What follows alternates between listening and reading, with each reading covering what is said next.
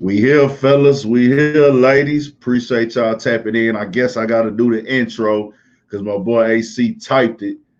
Yo, yo, yo, it's Big Ant, man. We back with another edition of Urban Politicians TV, UPTV. Make sure you stay on your pivot at all times and stand on business, man. We tapping in on everything tonight, bro.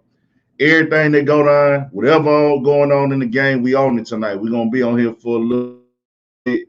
It's Friday night. We rocking, we chilling. Same old, same old. Shout out to everybody who at work. Shout out to everybody who at the crib. Shout out to everybody who doing whatever they do. I know some niggas might be in the studio recording music, might be kicking it with a bitch or something, man. If you kicking it with a bitch, man, I don't think you want to listen to this unless she listening to. But get the business, you know what I'm saying? But do what you do, man. Call something up, roll something up, post something up, drink some, smoke some. If you in a car shop, we know we got a couple truck drivers be tapping in. Shout out to my people on that road, getting their bag up, taking care of business. Uh, Everybody that watched the playback, shout out to everybody in my playback gang. Shout out to the playback gang, the live gang. Y'all know what's going on. Political partner gang, we here, dog. We're going to get into a lot tonight. First and foremost, I had on the docket the Drake Certified Lover Boy convo comes back up again due to Rory making a statement on the Rory Mal podcast. We know that the Rory Mal podcast does get discussed on here due to the fact of me and a lot of y'all being fans of the Joe Budden podcast. You know, we not them niggas not, we ain't finna do that fuck shit over here. If we watch shit, if we tapped into shit, whether we agree with what a nigga saying or not, we'll come on here and acknowledge what we watch, what we listen to and don't listen to. We gonna keep it player, bro. We ain't gonna never be them niggas who be watching niggas shit and like be locked in on niggas. So I'm talking about to the point where we paying attention to somebody content as far as some content that they create, some content that somebody creates and makes, and we not gonna go and act like we don't watch it or support it or be into it or want to check it out. So niggas know Joe Budden podcast was most definitely one of the influences for me starting all this shit that y'all seeing. Most definitely the Urban Politicians podcast. And right now we got the Studio 56 podcast going. So we're going to talk about what Rory had to say. We'll get into that.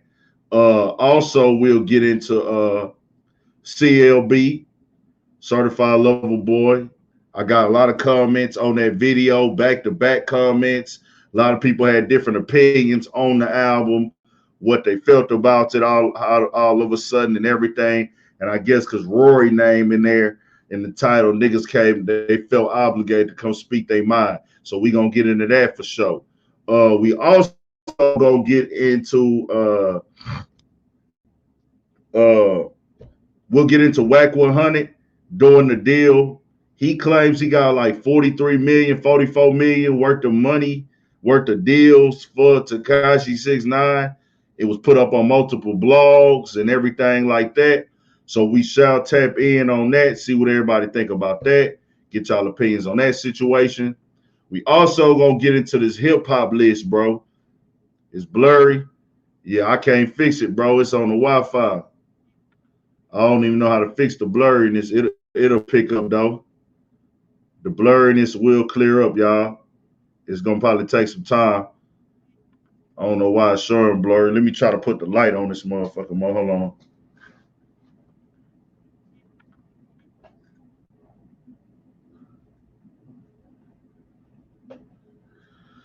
Probably still blurry. If it's blurry, y'all, it'll come back through clear eventually. I don't know when.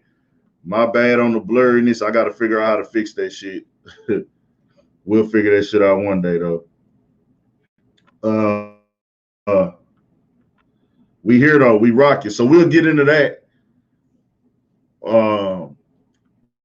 Also, the hip hop nominees for top hip hop platforms. The top hip hop platforms by the BET Awards. The nominations was, let me tell y'all. They were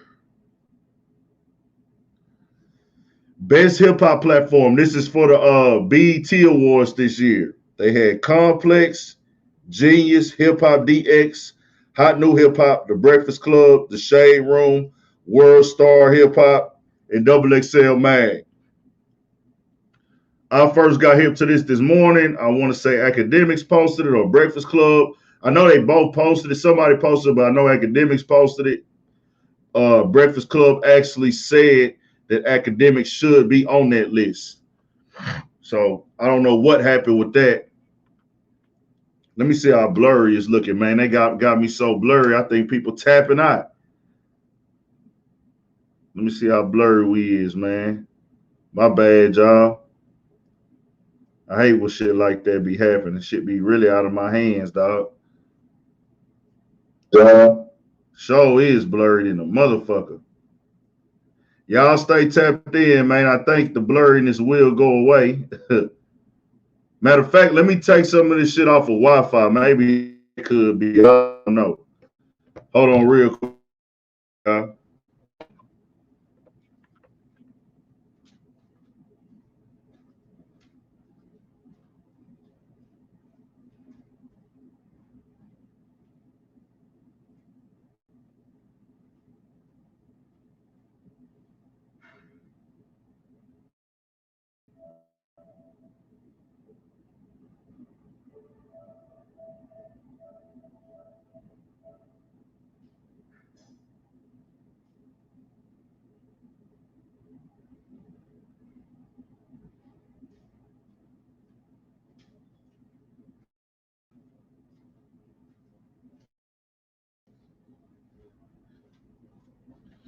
How we looking? How we looking?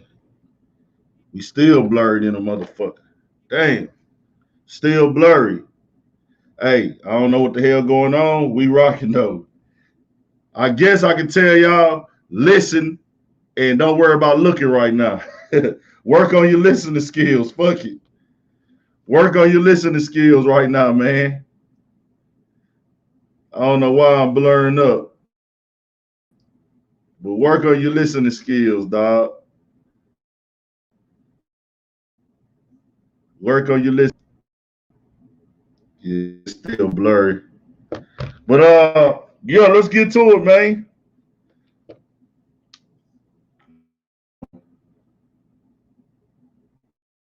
Hold on real quick, y'all. Take this other line off Wi-Fi. Let's be clear with the BET shit. We'll get into that. Y'all want to do the which certified lover boy shit with Rory? Both of them, we gonna probably talk about both of those for a while. I think the heavier, longer discussion is gonna be the Drake certified lover boy conversation. So I guess we could kind of do both of them. Fuck it. With that BET list, no disrespect to the platform of the Shade Room. Oh, actually, yeah, the Shade Room. No disrespect to the Shade Room. The Shade Room is not a hip hop platform. The Shade Room is not a hip hop platform at all, in my honest opinion. The Shade Room is a gossip, personal business exposing drama platform. Do a lot of the hip hop platforms cover a lot of that too, but these platforms, they do, yeah. When you see some of the content on the Shade Room, will you see that on a DJ Academics, a No Jumper, a Vlad, or a Say Cheese? Yeah, you will. But Shade Room does not cater to hip hop artists unless they're in relationships or some shit like that with a girl that's popular. Or they get caught cheating on, or they get exposed or something like that, then they'll cover it. But it's a gossip platform. They're not catered to hip hop. They don't tap in with artists. They don't push music. I'm pretty sure they get paid to promote artist music by labels and shit. You know, that's that. But they're not really focused on the essence and core of hip hop at all. And they don't want to, and I guarantee you, the Shade Room is the type of platform that they don't even want to be considered a hip hop platform. They don't. They don't want to be considered a hip hop platform. They'll post it on their Instagram, but they're not going to speak on it. There's no direct face with it. So that's that. The Shade Room should not be on a top hip hop platform. I'll tell y'all who I feel needs to be on this list. And I don't want to disrespect the other platforms, but somebody got to come off. Salute to these other platforms, but you can't have a top hip hop platform without Say Cheese.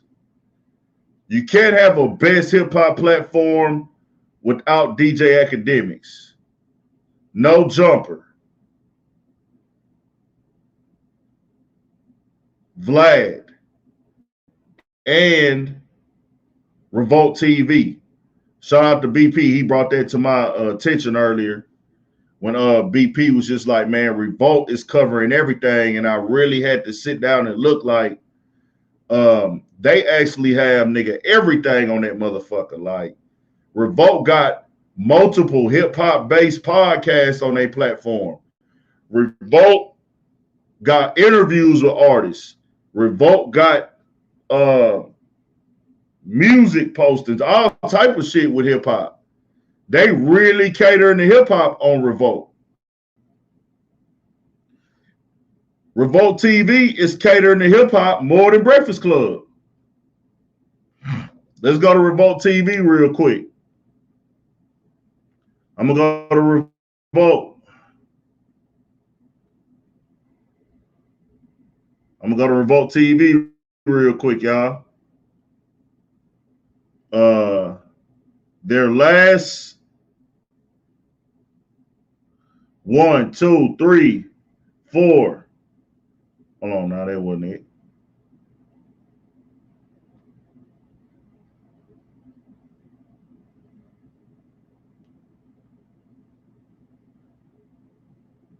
They've had Trick Daddy on there on Revolt TV due to the fact, I can say that I'm looking at the videos, they don't really upload a piece of content very often, but they do have content of hip hop and it's based off of hip hop. G Herbo, NLE Chopper, Doughboy, because they actually have the Big Facts podcast and they have the Drink Champs podcast, and that gets played on Revolt. They just had Conway on there. DJ Envy Speaks on there. Shine was on there.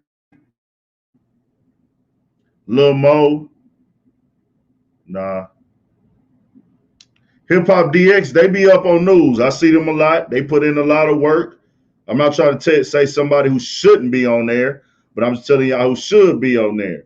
Vlad does dibble and dabble in other, types of content, but it's a hip hop based platform. I feel like I wouldn't be being fair if I didn't say that Vlad was a hip hop platform, even though Vlad is not focused on pushing hip hop music. He's not listening to music. He's not critiquing music. He'll post numbers in music if it's a headline, but his platform is not based on hip hop music. He doesn't speak on music. His shit is hip hop interviews, and his website will post hip hop conversations. So he's part of the hip hop conversation. I feel like he has to be on there.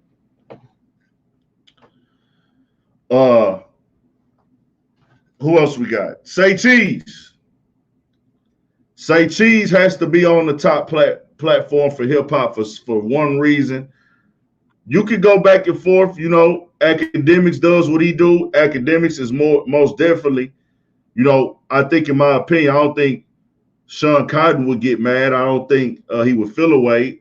Say Cheese owner if I said Academics was more popular than him. But if we talking about the essence and core of hip hop, I gotta go with Sean Cotton in the sense of whether he's doing it because it helps him or helps his platform or whatever. Sean is tapped into the streets in person and on the internet. Sean Cotton will pull up to a nigga block. Sean Cotton, or he used to, not anymore, but he pulls up and does interviews. The labels are signing artists off of Say Cheese's platform. A regular, everyday street nigga can get looked at by a label due to Say Cheese platform. Artists are looking at Say Cheese platform. Artists are working on Say Cheese platform. Yeah, shout out RPZAC TV. Say Cheese platform has pushed and helped a lot of artists get into the game. That's just a fact. That's just a fact, whether you like it or not. Academics is more of like, hey, I cover the mainstream media. He's not obligated to cover anything he doesn't want to cover. But, you know, that's just what it is, bro. Arletta, California, what's good? Dark Skin Magic, what's good? So it's just one of those things, bro, that I want to put out there for y'all and let y'all know where I stand on it. Academics, most popular, most talked about. A lot of people go to Academics for their news because they know they're getting a personality with it. Academics are always first with the news. He gets a lot of inside exclusives. Academics, and you don't have to be first. It's about being right. I like right better than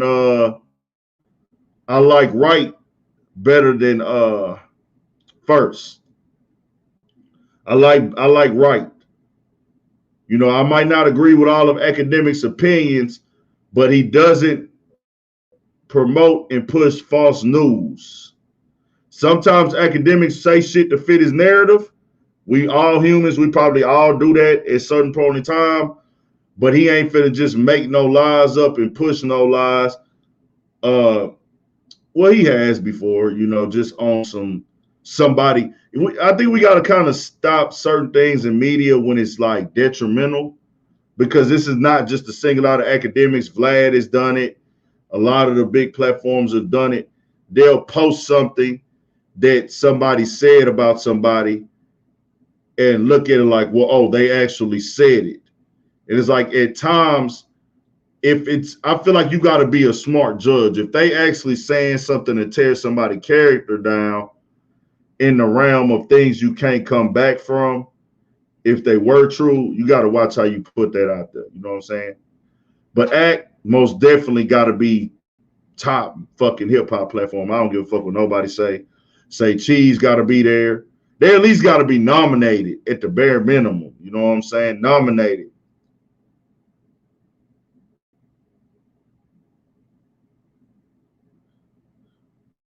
You said you went from Act doesn't push fake news to, well, sometimes he has his agendas too well. He has, laughing my ass off. Yeah, he does have agendas at times. You know, he pushes agendas at times, but he don't just push some bullshit like that. You know what I'm saying? As far as like some platforms, they push some shit that's like, what the fuck are you even talking about? Academics be credible on information that he put out. You know what I'm saying? He be credible on information. Sometimes he has jumped out there too early. He be in Twitch and he say certain shit, and then it's like, all right, bro, that shit wasn't true. He done came back and corrected it. I remember he said something one time. It was something he said, but at the end of the day, Academics is top platform, bro. You can't take that from him. One of the top platforms. Say Cheese is one of the top platforms. No Jumper. No Jumper does multiple hip hop interviews a week or releases them by monthly. I know No Jumper does at least, he releases at least 10 hip-hop based interviews a month, whether it be people who are relevant popping in the culture, artists on the come up, or artists who are already OGs in the game, or artists who are mid-level, artists who got controversy, people who are just part of the hip-hop conversation. No Jumper does interviews with these people consistently, and he talks to them about the music. No Jumper actually sits down with his crew and lets people post their music to his platform.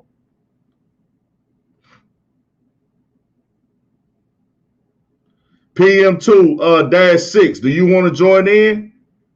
PM2-6, do you want to join in the conversation? You can get on the chat. We on that type of time tonight. I want you to come in and defend what you're saying. If not, shut the fuck up. If you're going to talk disrespectful in the chat and not come on here and stand on that when I give you an invite to get on the camera, you suck. You suck at life. You are not good.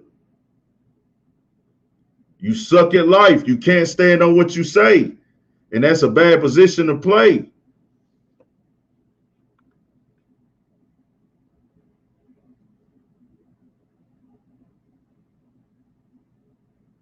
Oh, no, we're not. I'm not. See that. And that's what I'm saying. Like, whether you like academics or not, that's one thing I've always took. Like, I stand on that in business, bro. Like, I stand on that in business. I stand on that on this platform.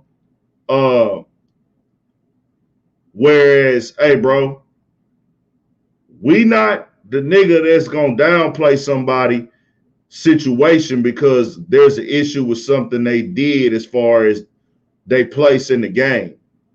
That's just not where I'm at with it. Like, I'm not that nigga. I'm not finna say because I don't like what somebody did on a platform the other day or da-da-da-da, it doesn't deny their place in the game. Just like a lot of niggas used to say, I never met Michael Jordan. I don't know. I don't know how he is in person. But a lot of niggas say Michael Jordan is an asshole. But does that mean that Michael Jordan won one of the greatest players to ever touch the motherfucking basketball court? Nah, he is.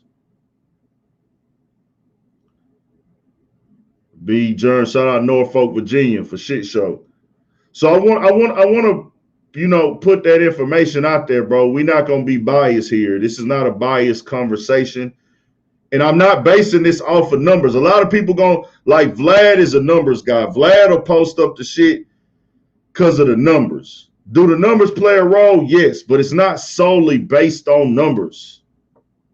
It's the reach, it's the content, it's the levels.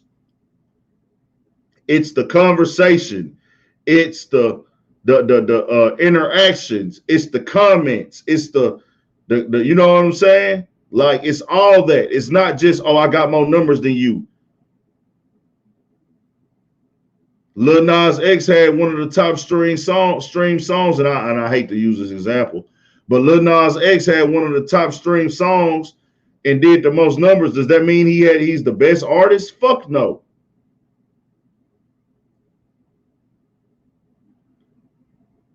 It would be whack. Why y'all thinking Fat Joe would bring out 50 Cent, bro? Who even brought that discussion up? Like, we know that's not gonna happen. We know he not on that.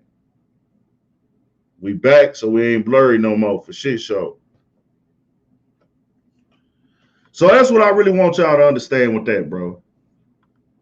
Yeah, numbers do lie. Numbers lie. Facts. Numbers lie. All the time. We hear those convos, oh, numbers don't lie. Men lie, women lie, numbers don't. Nah, numbers do lie. Just because you got the number one means you in the conversation. Number one means your shit is talked about.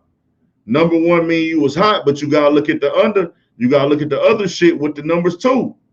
Look what's building the numbers. Because there's a lot of niggas who got numbers now because they got people pushing it. You got playlists, you got Motherfuckers buying streams. You got fake numbers. You got all type of manipulation to push the numbers now. I don't know about that, Tyson Garcia. You know what I'm saying? We ain't, I can that's what I know how to do. And I feel like this is why a motherfucker could like,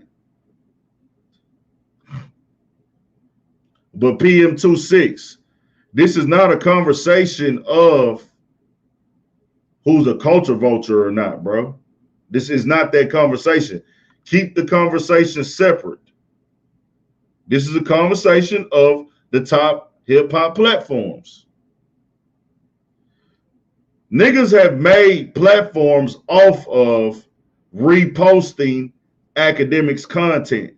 There's like hundreds of YouTube platforms that are just copying academics' live Twitches and uploading them, and they built platforms off of that. Same thing with other platforms. Joe Budden gets that a lot. Where they just, those, I think those are probably like the two top people I see that with right now, where their platforms are so like locked in. PM26, are you, what you trying to do? You trying to join in? What you want? Let me see what my boy Rap Coach at, because I kind of wanted him to get involved in this conversation with me on this Drake shit.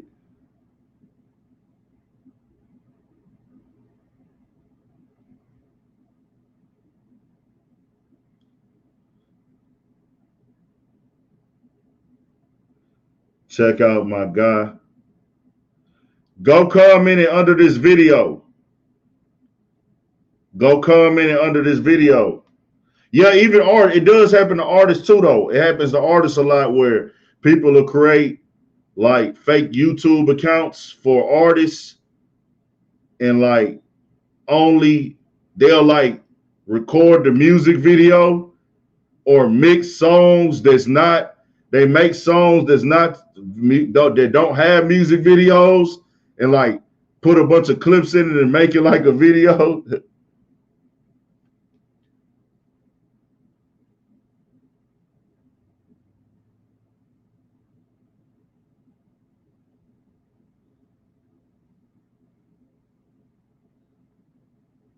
Because we're going to get into the CLB in a minute. But before we go into this beat, before we get off this BET shit, this is a list they came up with. I completely disagree with it. Academics got to be on there. No Jumper got to be on there. Say Cheese got to be on there. Vlad got to be on there. Revolt, you could kind of say they need to be on there too. Shade Room, no disrespect to y'all, but y'all should not be on there. That's just what that is. But let's be clear here with BET. With BET, Black Entertainment Television, and most of these award shows, 95% of these award shows, it's business. They not here to let you get shine off of their platform without something in return.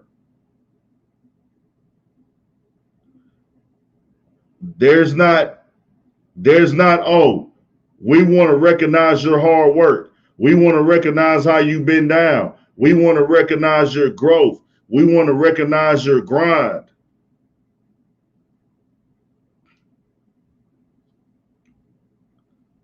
$16 visuals. Have you heard of them? Where you from? I haven't heard of them. $16 visuals. I haven't heard of them. Where you from? Comment them in the comment section on the actual video for me. I'll check them out. Shout out to him. 300 interviews. That's a lot. 16.6. Just check him out. Didn't know you couldn't call your name. What you mean? Call my name. It says X16 shot him. What you talking about? Yeah, nobody really cares about 16 shot. Nah, if he got 300 video interviews, I say type Type it on the actual video, not the after the chat or after the live. Go comment on the actual video for me if you free tomorrow, and I'll be able to see it because these lives don't really get a whole lot of comments. So you could just go type it in on there and I'll check it out. That's a good way to get in contact if you want to put something out there, want me to check something out. If you in the live, after the live stream goes off, go comment on the actual video, not in the live, because it's a lot of comments in this motherfucker. These don't stay. These go away when the live goes off. So go type in on the actual video, and that'll be a way we can check. I can check the comments out.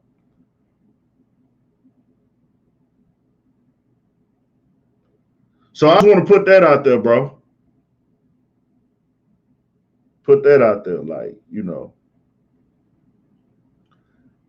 They're not doing the BET awards or nominating you for to come on the BET platform. They're not going to promote you for free, because that's all the BET awards is, bro, is promotion. And most of the time, that's why you see artists on there that are signed. You don't see independent rappers go on these BET awards and shit like that.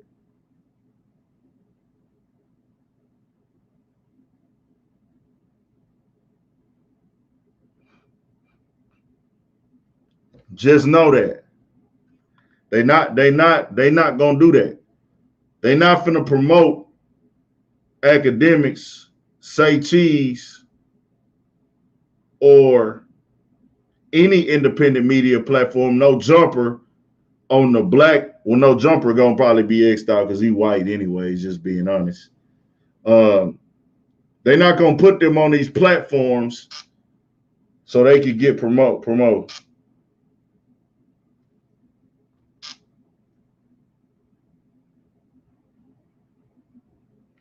My boy said he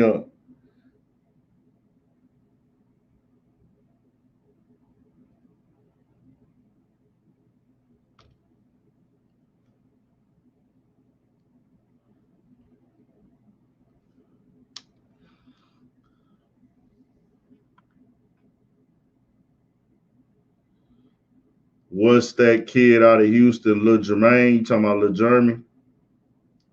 Houston got a lot of hot artists coming out. Lil Jeremy most definitely is one of them. OTB Fast Lane coming.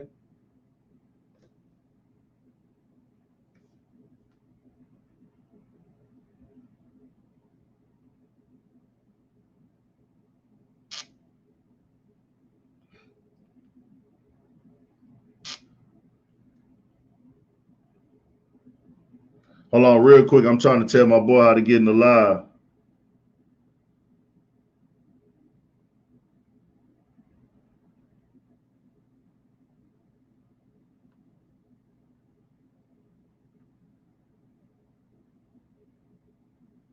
Tell him, let me know. Hold on real quick, y'all. Let me know. Hold on real quick. We finna get back to it.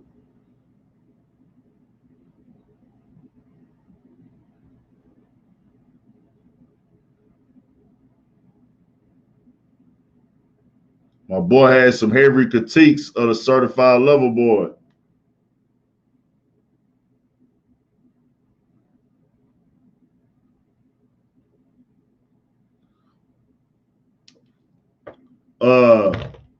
Shout out OTB Fast Lane. Yeah, Peso the truth. Niggas sleep on Peso. Lil Jeremy, he's not 4PL, but he tied in. They basically like family locked in. OTB Fast Lane, Lil Jeremy, Guap hot right now. Guap been going up. I seen Guap in the studio working, doing his shit. These are some artists y'all might not know all the way yet. D Flowers going crazy. Monelio, spell it M-O-N. I be messing up her name, man. My bad. Monelio, Moneleo, Leo, like Leo. Go check her out. She hot right now. D Flowers is hot. Go check out D Flowers. Who else we got, man? Y'all know everybody in TSF already. Y'all know Sauce Walker and all them niggas already hot. I'm trying to put y'all on some niggas that y'all might not know. When I get put on the spot with this shit, bro, I be forgetting, dog. And I'll be like, damn, I should have said dog name. That nigga going crazy as fuck right now, man. Lil CJ Casino is actually from Fort Worth. Shout out to Fort Worth. They doing their motherfucking thing. Y'all know we fuck with Fort Worth the long way. Shout out Lil CJ Casino, but he actually from Fort Worth. Al, which is young Al behind 10 on IG. He going crazy. It's a lot of niggas in Ace Time who own the come up for sure. For sure. I just hate when I be doing these lists because, like, bro, I forget to say niggas' names. OMB Bloodbath going crazy right now. She got some more shit coming. I think her and Lil Jeremy just shot a new video.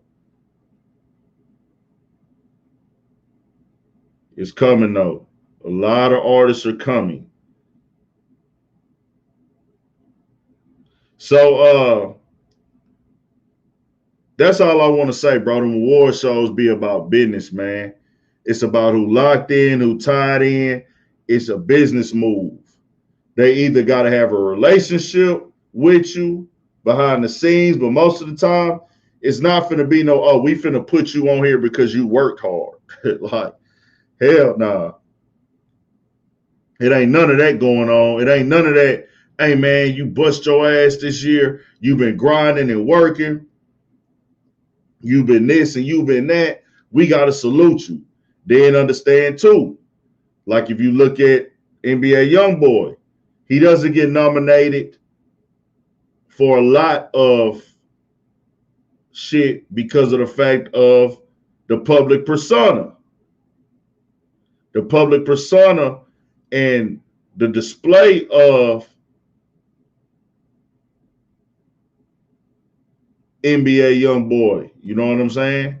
It's just that, like, bro, we ain't finna really put you on these platforms for award shows. Same thing with and it's the same thing with the media. They probably look at DJ Academics like, bro, you be on here talking crazy with your platform. You be out here going off with your platform.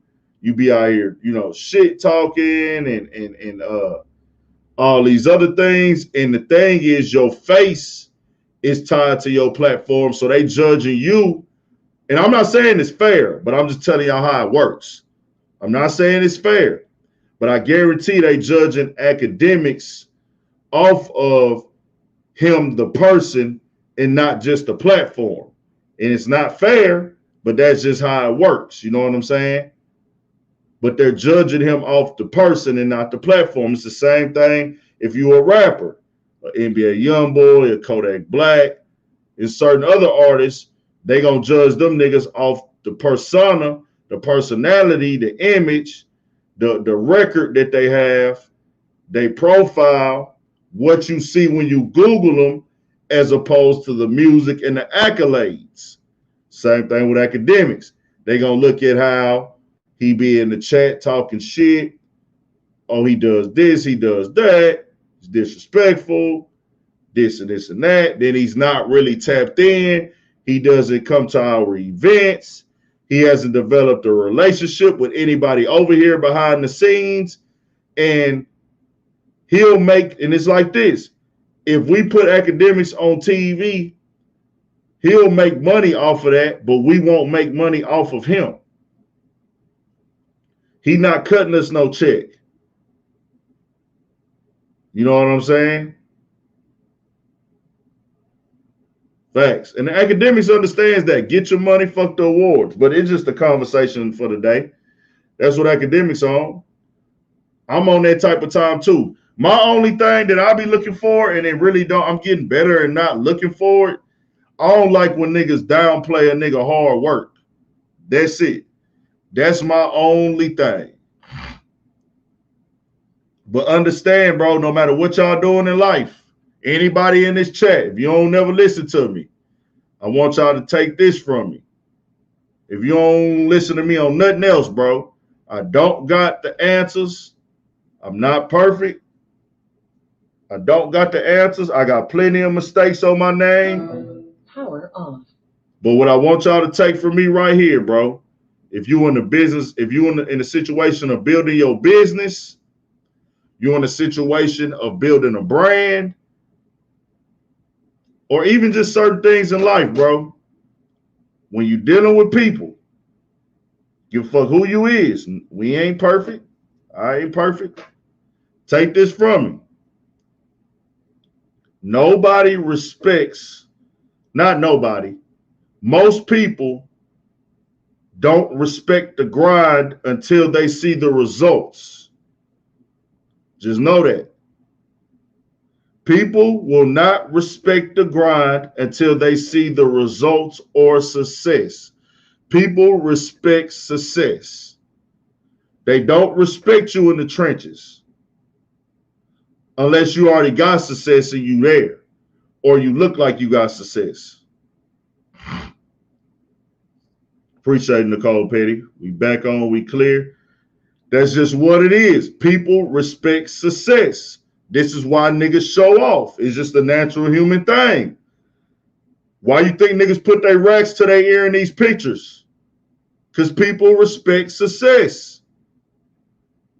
That's why niggas put on chains. That's why niggas wear jewelry. That's why niggas buy designer clothes, to fit the symbolization and the imagery of success.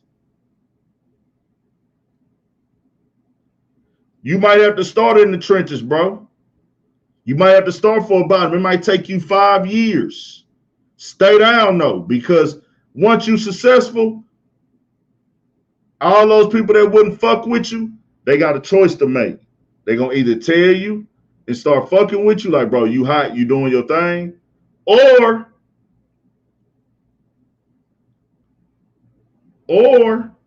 they going to just, you know, say it to themselves. Damn, that nigga made it. Hey, I remember that nigga was grinding. I remember that nigga was telling me he was going to do this and do that. And he kept going. Just know that. People respect success, man. People respect success. So grind for what you, and don't, you know, respect is something I think all humans look for, and they grind and they, you know, notoriety. That's a part of the success. Being recognized for what you're able to do. That's something that's part of the feeling of success, like getting the notoriety. You know what I'm saying? That's a part of it. Like, damn, I made it. Like, motherfuckers telling me they fucking with me. Motherfuckers tell me, hey, man, you made it, bro. You lit. You popping, man. But at the same time, do it for yourself, too. Don't just do it for other motherfuckers. If you got to prove some people wrong along the way, use it as fuel, but don't make that your whole focus. Don't make proving motherfuckers wrong 100% of your reason for doing what you're doing. Just use it as a piece.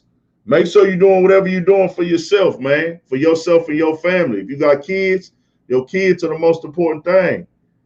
Take care of yourself and take care of your little ones. You know what I'm saying? You got to make them proud first. I think, I don't even have kids, but I see a lot of niggas, they be focused on making,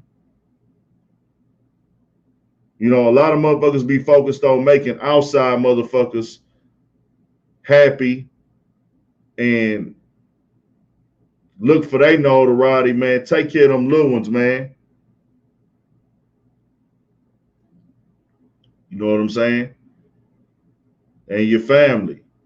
They the ones you want to make proud first, bro. Make the kids, your family, make them proud first, bro. And I ain't gonna lie, I can say, honestly say this, bro. A nigga ain't turned up. A nigga ain't the littest nigga. It's a slow motherfucking grind for a nigga. But, man, people close to me, then already done told me, bro, they got respect for what a nigga doing. They done already told me I'm going up. They already done told me, like, and the people that the genuine people around that I would like to get the respect from, or the notoriety or the recognition for making moves and stepping out there and going to get it, they done already did it. You know what I'm saying? The ones that's been around me and the ones that were supposed to be around me, and they ain't even have to tell me I was successful. You ain't have to root for me to win. You ain't have to pray for me to win. And I done put this in the caption so many times, I'm going to have to put it in there again. You did not have to pray for me to win. Just don't pray for me to lose. That's all I ask. You don't got to pray for me to win. Just don't pray for me to lose. That's all I ask. But fuck it. That's my little preacher segment for the day. But so that's that, man. Understand war shows are business. Academics knows that. We all know that. They know who Academics is. Academics, I think he said they gonna know who I am. They know who he is. I guess he want to get it to a point where they got no choice but to put him on there. But at this point, man, nobody gives a fuck what is going on BET, bro. I believe most people in the world today don't even watch cable. It's not like we sitting around watching 106 in Park and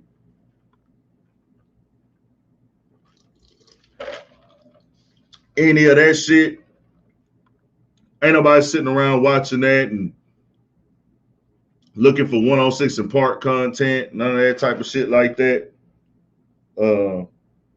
That's just my personal opinion. They might, though. Might be. I don't know. Y'all tell me. Y'all make sure y'all tap into the Studio 56 podcast too, man. Studio 56 podcast on all streaming platforms, Apple, Spotify, motherfucking Apple, Spotify, SoundCloud. You can Google it. It's here on the YouTube channel. We do episode every week. We'll be back on Monday. Shout out 56 Sports Talk with Twan, my guy Pookie. We dropping episodes every week, man. Y'all be ready for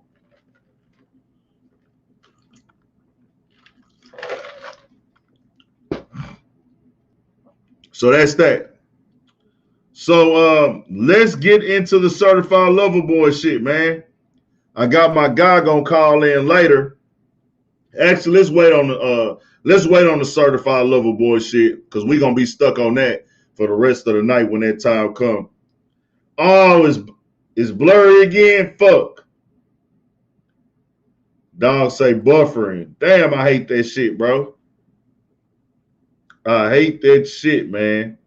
I'm gonna have to figure that shit out, y'all. That's on me. I'm gonna have to figure that shit out. Maybe get some better Wi-Fi or something. I don't know what the fuck is going on with it. Oh, it isn't.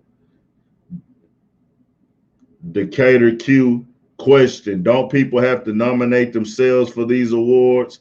DJ Academics been light on the content outside of people ripping his Twitch streams from the time period they included.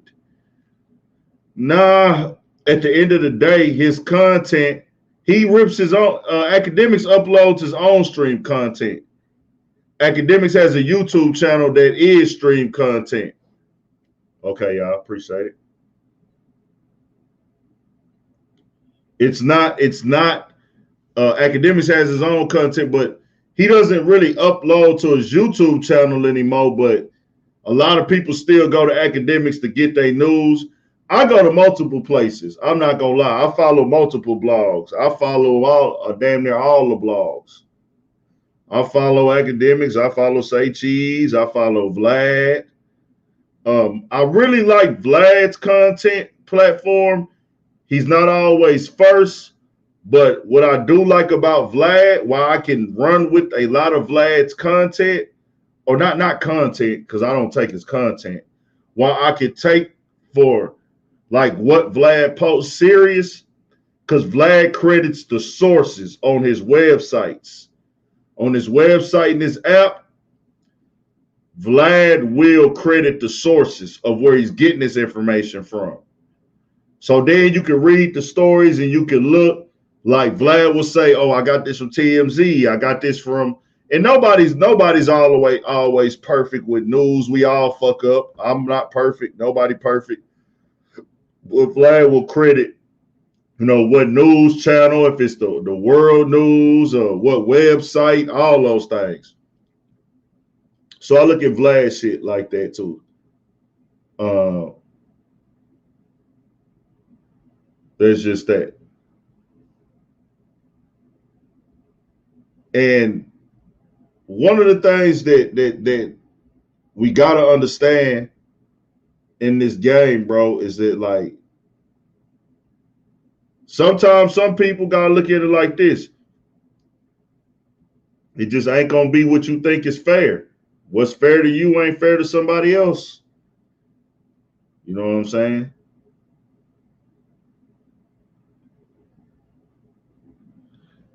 And you talking about nominations, get nominated.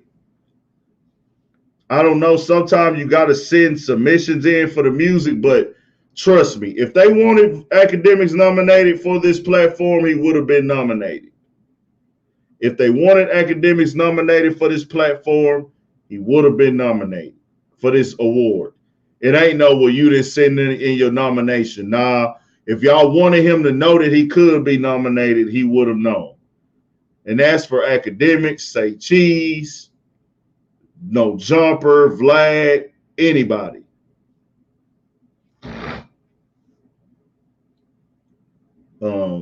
That's just that. I feel like you got to be consistent and you got to be all around with it. To me, you can't.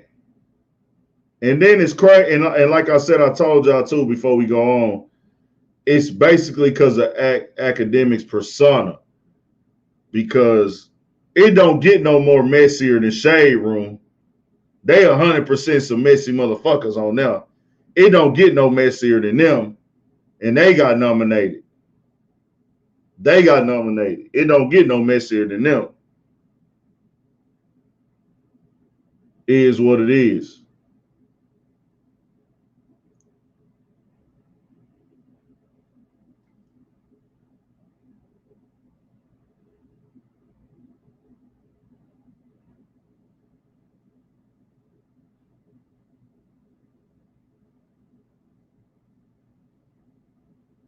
That ain't why Ice Cold Coleon. That ain't the reason why. Appreciate the donation, man. Let me put my goddamn shout out to everybody donating in the chat. Project Pedro, that's love. The Cater one, that's love. Did anybody else donate? If I missed you, my bad. Shout out to everybody donating to the chat. Let me go back up top real quick and see if somebody got the Cash App in here. So I can put the Cash App up. My bad. Should have put the Cash App up. The Cash App, you know, if you just want to send it to the Super Chat, that's cool. But the Cash App is better because it's always about money. It's always about money. Trisket _ money is always a play. Money is the motivation for a lot of this shit because the money is a part of the politics. Like I said, platforms like Say Cheese, Academics, No Jumper, Vlad, they're independent.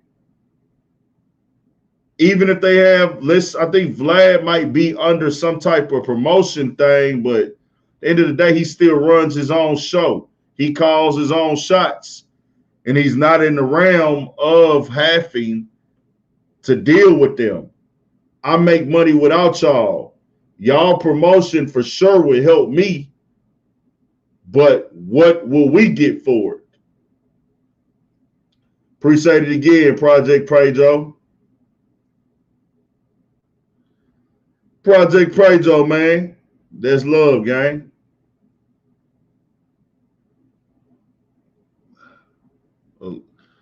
Understand though, a lot of the controversy sells, bro. Controversy sells on platforms, man. I'm trying to figure out. Somebody type the Cash App for me. Project Pedro, if you want to call in, you can, man.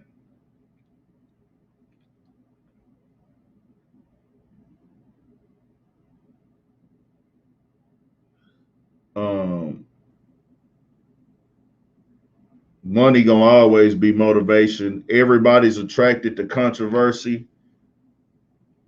Good look, AC. If y'all want to donate, send to the Cash App. I'm not tripping either way. However y'all decide to do it, you ain't got to donate. But if you want to, it's better to go to the Cash App. That come directly to me. I think if you send, I don't really be keeping track of that shit, how it work on YouTube. But to my knowledge, they take like 50 or 60% of the money that goes to Super Chat or some shit like that, from what I've heard. I don't know. So let's get into this Wack 100 and 6ix9ine shit. I know we tired of talking this discussion. I know we tired of this conversation, but Wack 100 is good at one thing, keeping himself relevant and keeping that conversation relevant.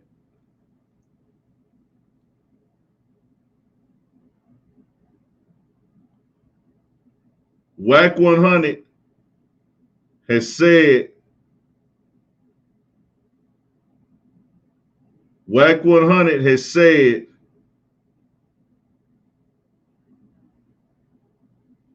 he's going to be he's working and helping Tekashi secure $43 million. $43 million, bro.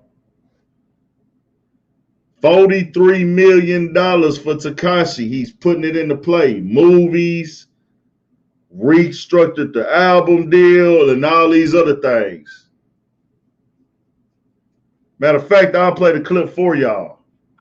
Let me play y'all. I'll go to the clip real quick. This is Wack 100. I actually got a video on the channel about this. Here we go. Most of us won't break a world record.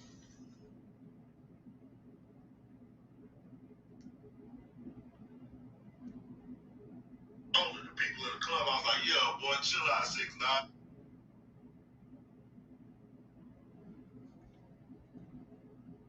Been about 30, 45 days since I did the interview party on Clubhouse, right? So in the last 45 days, I probably just set up $43 million of business, and I ain't seen the kid.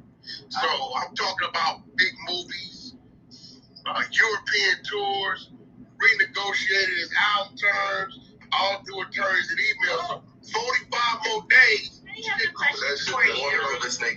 Okay. Now, that's what hit the blogs the other day. They hit all the blogs. So I found the YouTube channel and I shouted them out in the video. Because a lot of the blogs, they all, you know, they get the clubhouse content and put it up on YouTube. Some of them put it on Instagram. I've got clubhouse content before, but it's probably like 50, 60 YouTubers that put up the same clubhouse content. A lot of the times they put up the same clubhouse content. They just have different time links. Like somebody might have some clubhouse content. They might only record 10 minutes of it. Some will be 3 or 4. Some will be an hour. It just depends. So Clubhouse, being what Clubhouse is going to always be a place now where I think people will go get certain content as long as it's hot. But this one platform, and his name is Hip Hop XX, I think. Not DX, Hip Hop XX, something. I got the link in the video. You go look at my video, because he got Roman numerals as the name. Go check into his shit. It's in the description on the last video I did on Wack 100 and 6ix9ine. So he actually found the clip from an old, and this is why I had to shout him out, because I was like, okay, you don't have the same content as everybody. You have something completely different. He found this clip I'm about to play of Wack 100 saying basically he was not 6ix9ine manager, but 6ix9ine was saying he was.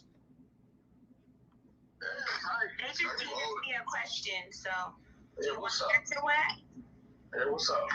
Somebody just said, I'm not on the stage, but I'm in the audience. I want to ask Wack why every time somebody says something to or about 6ix9ine, he has to comment. Well, tell him it's my rule for motion, and I can just comment whatever I want to comment. He lying. He lying. He lying. We just signed management papers the other day. Now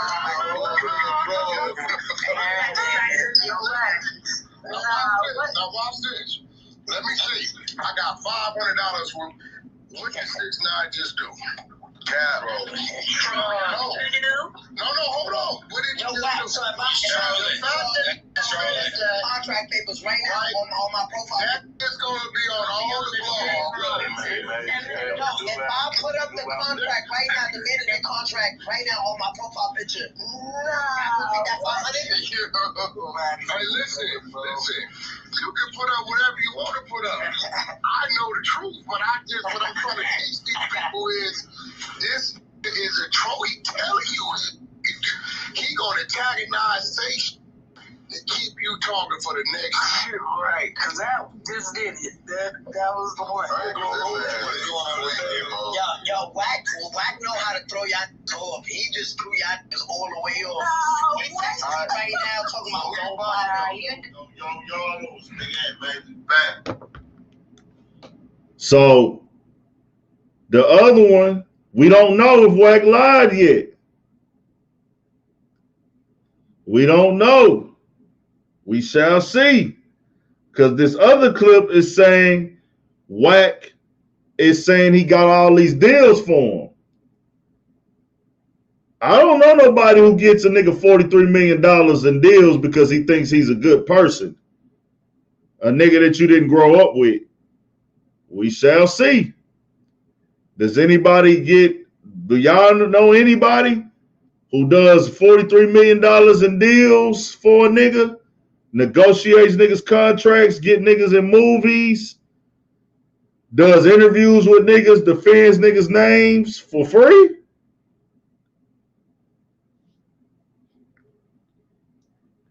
Not somebody they grew up with. Because, you know, if you grow up with somebody and you're doing that, you know you're going to get your grease in return, or you should. Like, you should get your grease in return. Like, niggas should grease your palms in return. Like, damn, bro, you done put a $45 million play together for me. Hey, my nigga, this is life-changing money. Or even a $10 million play. If my nigga put together a $10 million play for me, and I mean, yeah, I might be the talent. I might be the star. And he did the talking and he knew the people. He was the plug. I still got to grease my nigga palms. He got to get a percentage. And I'm to the point where, like, hey, man, let's sit down and get this shit done the right way, bro. Let me bring the people in that we got to bring in and see what the percentages need to be for you to make sure you straight. And I'm going to for sure shoot you something up front, and then we'll make this shit work out so you get checks off some of this shit, you know, for the long run. We'll find that. You done brought me in as the plug. Let me plug you up. Let me plug you up on some shit. Like, hey, bro, let's find these niggas we need to talk to in this game. Nigga, you start your own little shit too then off of this shit. Make sure you straight. Of course, I'm going to get the big bag because I'm the star. It's my talent that's making the money. But if you didn't put the play together for me, or you didn't introduce me to the right people, and you really been taking care of me, and you been in the offices fighting for me, nigga, what type of nigga I'm going to look like to not grease your palm? At that point, nigga, if you ain't my manager, you something for me. You ain't got to technically be my manager, but you are part of management now, nigga. You going in business, doing deals, and speaking on my behalf. We ain't got to have contracts for you to be considered my manager. Right or wrong. So, y'all heard the reaction of the people in that chat when Tekashi 6ix9ine said that Wack was his manager. Y'all heard their reaction, right?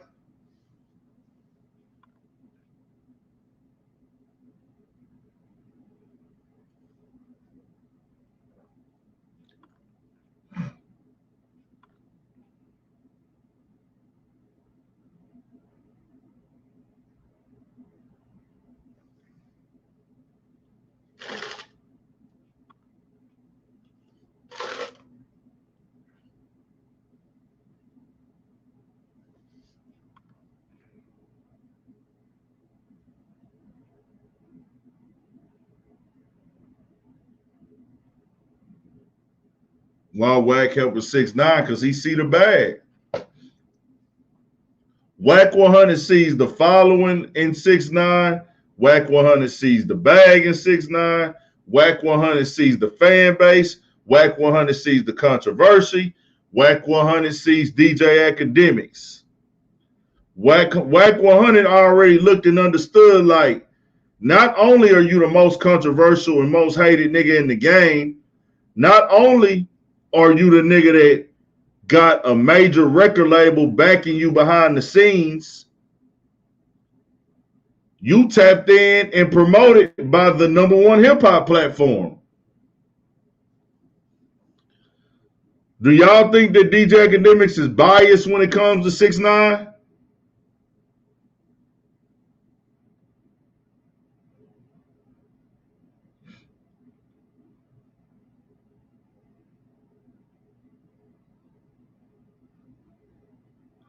Well, Niner fan 916, we can't say that for sure, bro. We can't say that for sure, bro. We ain't seen that paperwork. We ain't seen them numbers. But Wack 100 most definitely getting something out of this. He didn't do this just because he thought that, hey, he looking for some, even if it ain't even from 6ix9ine, he looking for some type of money in return. He wants some money out of this shit. Ain't nobody doing all this flying around, and we know he get paid to be on Clubhouse. More power to him. My only thing with Wack 100, like I say, I don't give a fuck about the street shit, bro. Like, niggas can have the street shit. I'm not running the streets. I'm not trying to run around and make sure niggas follow the street code. That's not my job. That ain't what I'm out here for. I'm not in the streets to try to teach niggas the street way to survive.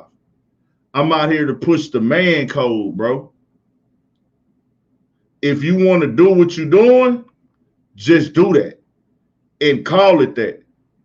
Don't try to change the narrative of a grown man coming in here and capitalizing off the culture, capitalizing off the fans, the people, playing a role and getting other brothers locked up, and he don't have to answer to that.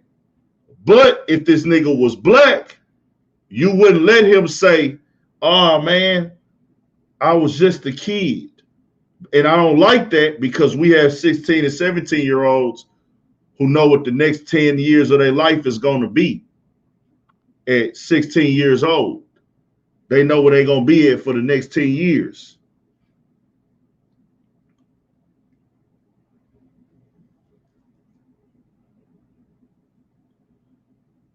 That's all I'm saying.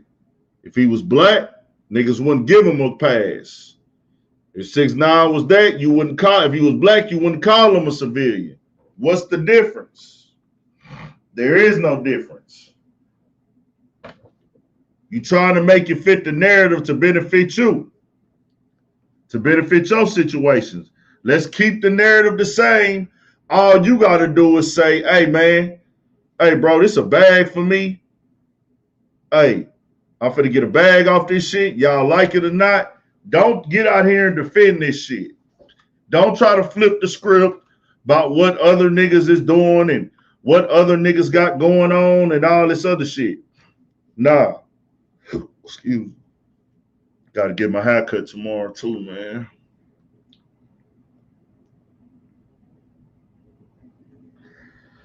I just seen the clip on YouTube also, man.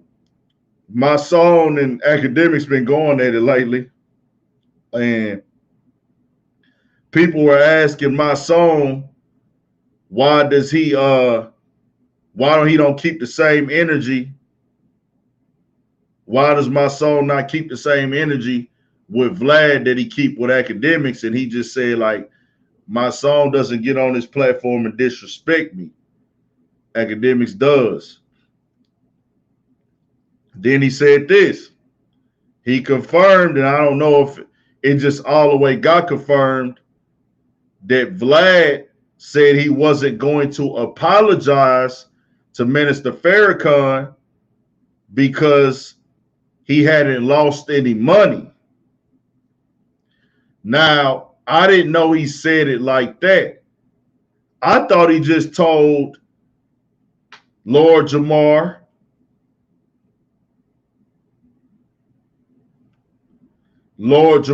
and Godfrey, like, hey, I'm doing the best that I've ever done, and y'all haven't been on my platform. When they was threatening to leave, I was thinking like, oh, Vlad told them niggas, well, hey, bro, y'all ain't been on my platform, and I'm making all this money without y'all. I don't need y'all niggas. That's what I thought. That's what I took it as. But he actually told, my song said he told Vlad, hey, man, you see Nick Cannon apologize. They made Nick Cannon apologize for disrespecting the culture that he disrespected. He said that Vlad's response was, well, Nick Cannon had to apologize because he was losing money. I'm making more money than I've ever made, so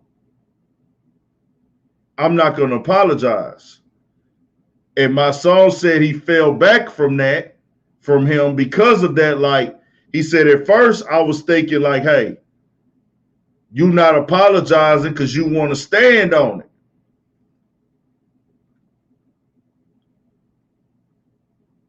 You want to stand on your beliefs and how you feel. But it was never about standing on nothing with Vlad. It was always about the money. But I wasn't shocked. I mean, this is Vlad. I never felt like Vlad was in this shit because he got a good heart or he has integrity. Nigga, Vlad is 100% about the money. 100%. And I understand that. And it's be best if everybody understand that. This is a business for most niggas. You think a 48-year-old white man working in rap culture and hip hop gives a fuck about the integrity of black people?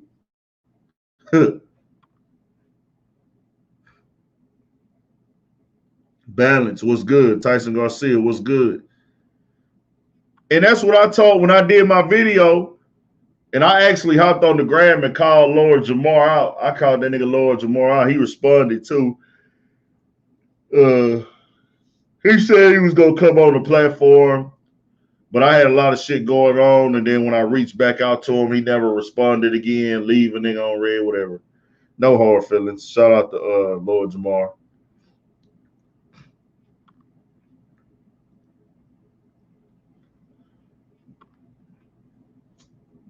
I just look at like, hey, bro, a nigga already told you he's a culture vulture. He's already shown you everything that he can do. He's already shown you he don't give a fuck.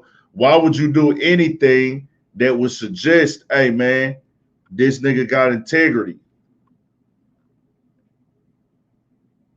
Why would you think this nigga has any integrity? Why would you look to this man for integrity? I wouldn't. For what?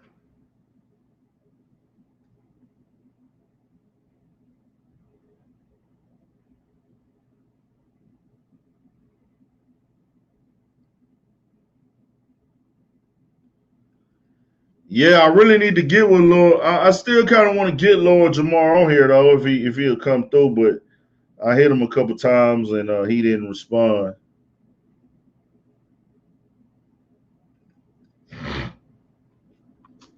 But if somebody tell you they're against in the culture, they show you that they all about views and things of that, and they just showed you what a character is.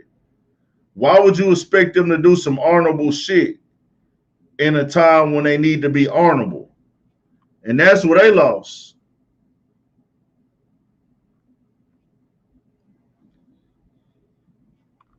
Excuse me. And that's where they went wrong at.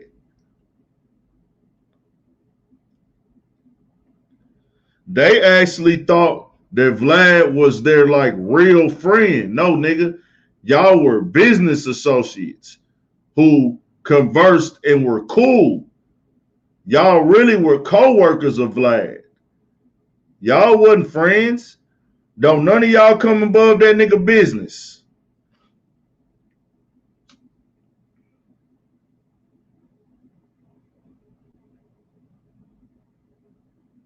Vlad is white, man. Understand white people like Vlad. Not all white people. I don't want to put that on all white people. White people are built off of money, bro. White people will like end it all when they go broke, bro.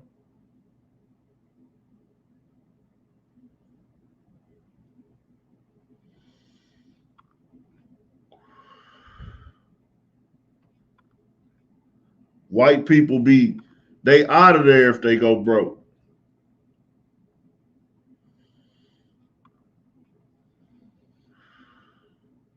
Just know that. Just know that that's a fact. Statistically.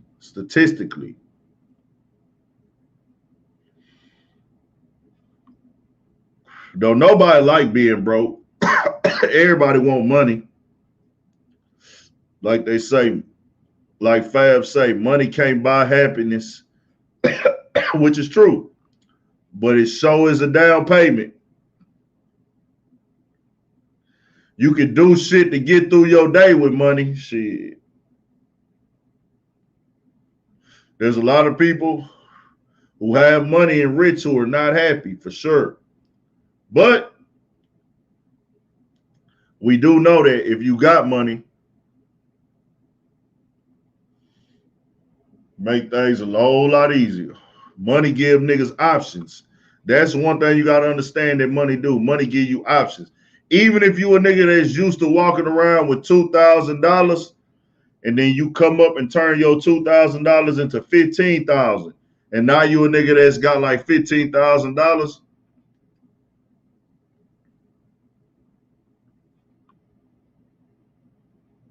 you'll be happy.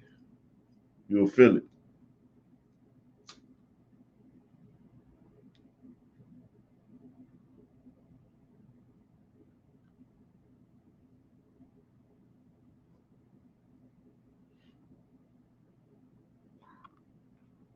More like hoes to a pimp. That's crazy, legendary Fizz. I just see what you said. So that shit was crazy to me. But Wack 100, he clearly making money moves right now. Do your thing, man. Just stand on what you're doing, bro. I don't be liking niggas who do one thing and then try to make it seem like they doing something else, bro. Like if you're doing something, stand on that, bro. Don't try to call it something else. Like just like and this is something completely different. Nothing to do with Wack or Tekashi situation. It's just reflecting the conversation. Because you don't want to deal with the truth of what you're doing, and you don't want us. It's like this little scapegoat era we in.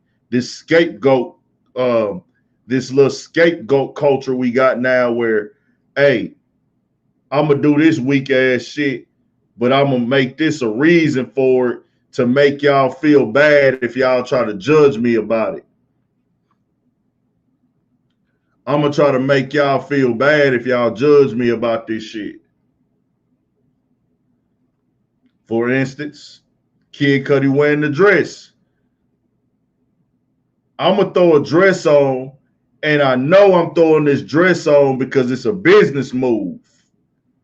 I'm doing something that I know is not solid, that is not respected as a man. Fuck just talking about the culture. What's up? What's up, Watts?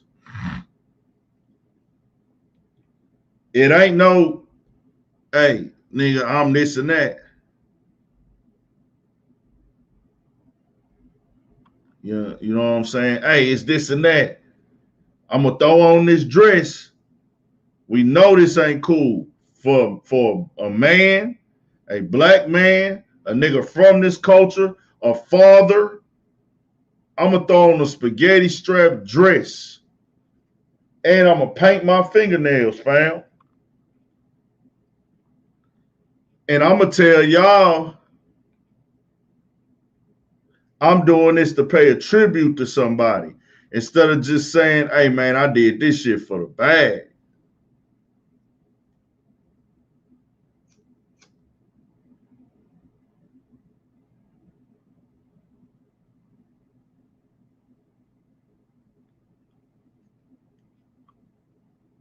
This all for the bag.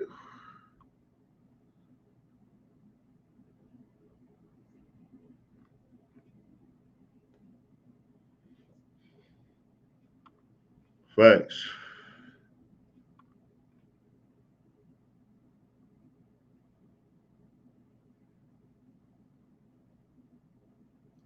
It is a down payment, man.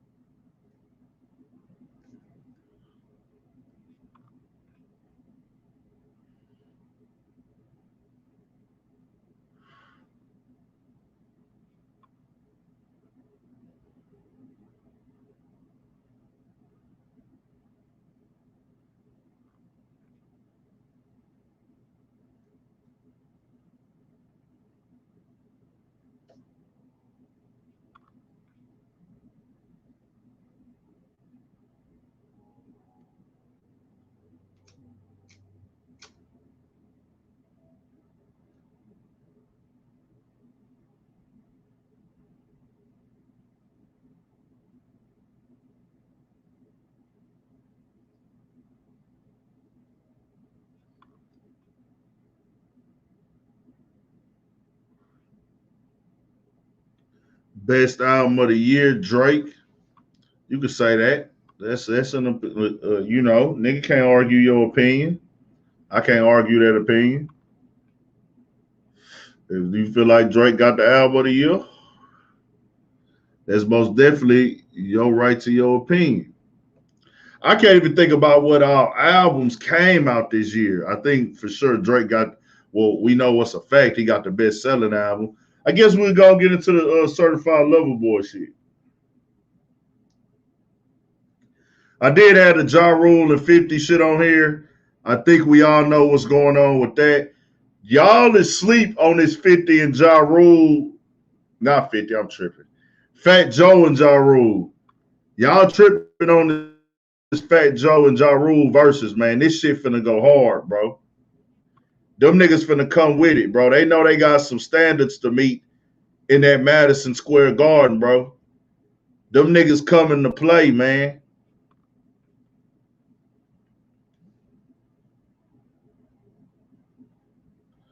I don't know, bro. I don't know who gonna take that motherfucker. I just see Ja Rule putting on a better performance, though. You feel me? I feel like Ja Rule is more of a performer. I never seen Fat Joe in concert, but I know Fat Joe got the more up-to-date hits. Fat Joe got more up-to-date hits. But Ja Rule got multiple hits on top of hits. Niggas gonna get reminded. He got so much shit with Ashanti. I think Ja Rule got shit. Nigga, Ja Rule got songs with Jay-Z and everything, nigga. Do he got something with DMX? Or was him and DMX beefing or some shit? I can't remember.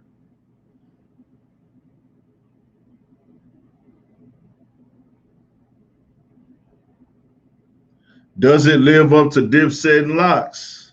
We don't know yet, bro. Nobody knew that Dipset and Locks was gonna go that crazy. Nobody knew that shit.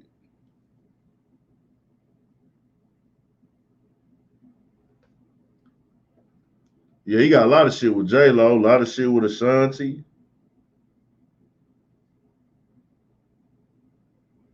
It's for sure going down.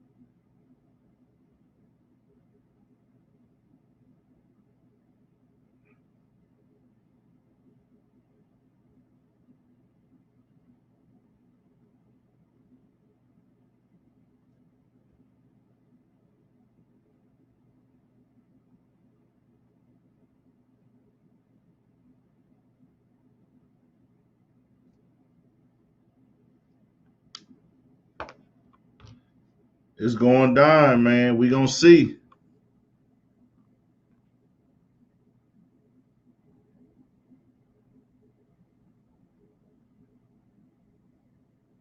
Fat Joe is going to be on Real MC.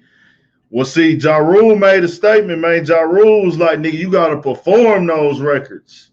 You gotta perform those records. So that lets you know right there. Ja Rule said out his mouth, hey man, you gotta perform them records. That lets you know right now he looking to steal the show with the performance. So that's just where I stand with the. But I don't think this gonna be a slouch show. A lot of people saying, "Oh, this shit gonna be weak." Nigga, these niggas got bangers, man. Niggas just be trying to downplay Ja Rule.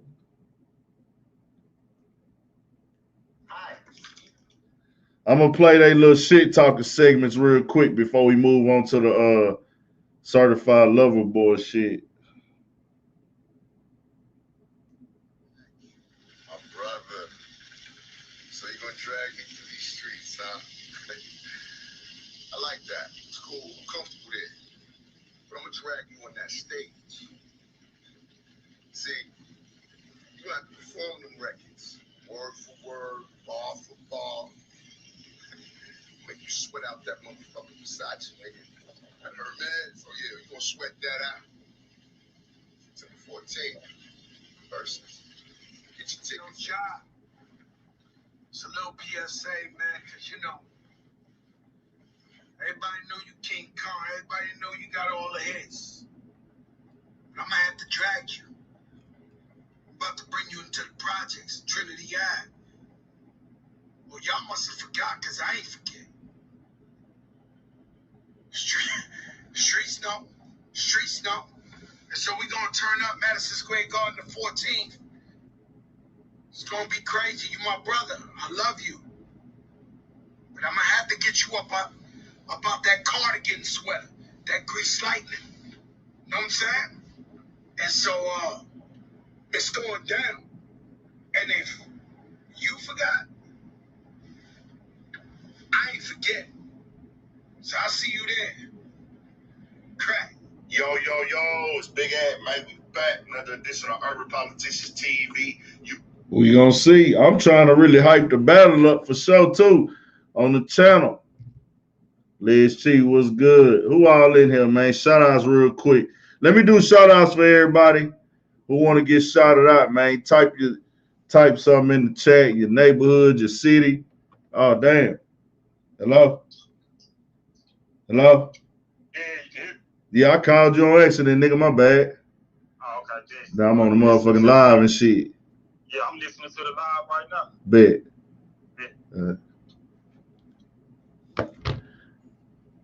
Man, we know goddamn well 50 ain't gonna be allowed in the building, nigga. 50 ain't gonna be allowed in the building, nigga. Well, I ain't gonna say he ain't gonna be allowed. They gonna do their best. I think 50 know he just shouldn't be there. Let me just say that.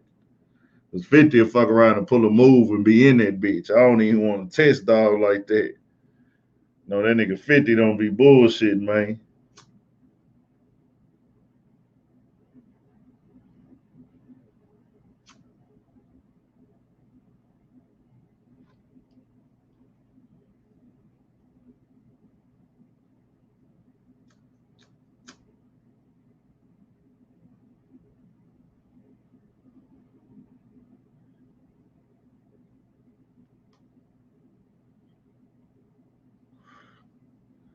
Nine for 6, what's good? Lil Mo, she might come out. Kobe Finney, native son. What's good? We finna get to it. Christina Lou, Opalaka for sure.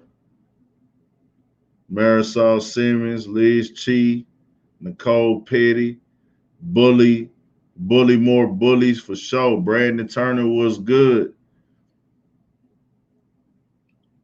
For shit show. Shout out to everybody in the motherfucking chat, man. Kobe Finney say, shout out God for sure.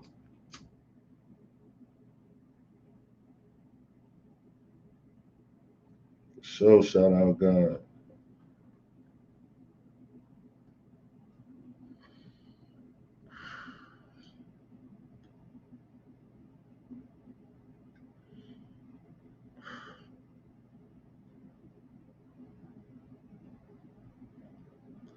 China Mac eats.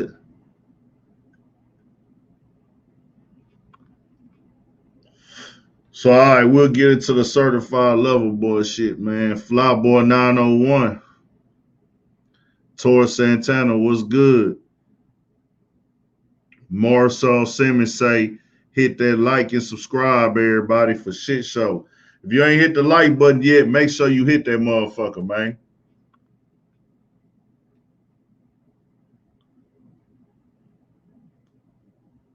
If you ain't hit that motherfucking like button yet, make sure you hit that motherfucker.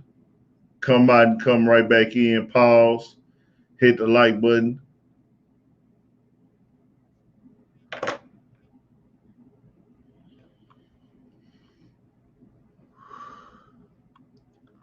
Knife talk hard on hood. So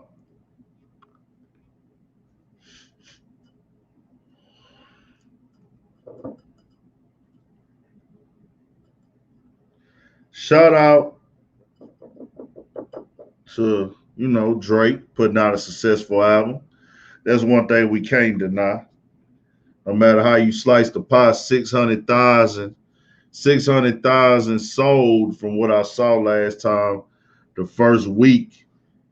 That's a win regardless, man. Trisket _, here, yeah. So that's a win. That's a win regardless, man. 62,000 in a 600,000 in a week. That's undeniable motherfucking success, man. That's undeniable motherfucking success. You can't deny that success, bro. So that's just that. Whatever's needs to be done over there, the music, the product, the promotion, the production, the engineering. You don't do 600,000 if you don't got good work in that camp. And it's a team thing, but at the end of the day, the artist gonna always be the head because the artist has to perform it and execute it and deliver it. True. Everything goes into selling. It's got to be a team thing to put out 600,000 units to be sold the first week. But at the end of the day, the artist is the quarterback. If you fail alone. If you win, you get the glory. That's how quarterbacking work. That's when you the artist, you the quarterback, you the lead singer, you the star player of your team if you the quarterback. If you an artist, it's the same thing. Yeah, I rap, I'm Drake. But to get 600,000 is a team effort. But at the end of the day, I'm the final. It's all on me. It's all on my shoulders. And Drake has got to the promised land again. So there's no denying that and denying the level of success this album has had. But I do want to say, a lot of people going to critique it more harder than others. Some people going to do a deep dive. Some people just going to listen to it and take it for what it is. I'm a nigga at this point, just me personally. I can see like what Rory said as a thing if you want to take that deep dive on the music. But when you're an artist who as big as Drake, people are going to critique you that way. That's a part of being a top artist. People are going to dissect your music more than they would an average artist or just in general, even if the album is successful. The hip hop heads are still, and the music heads are still going to judge you off of what you've done in the past, what you've done this year, and what's currently going on with your project. So I can understand what Rory is saying when Rory says, yeah, man, this sounds like an old Drake album. Or it sounds like you're trying to rewrite or redo what you've already done. And it sounded like a parody album.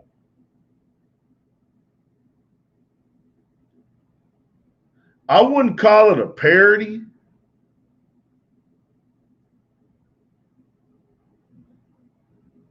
The video was a hilarious video with Too Sexy, but I wouldn't call the album a parody.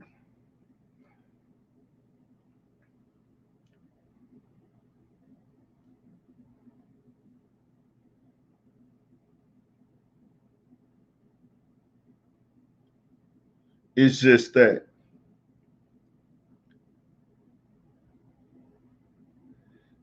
He also said compared to other Drake projects, compared to other Drake albums, this album is subpar. So what Rory was kind of doing, was like he was giving Drake the respect, but also saying like, hey, bro, your shit really ain't that good, or you ain't where you supposed to be at as an artist.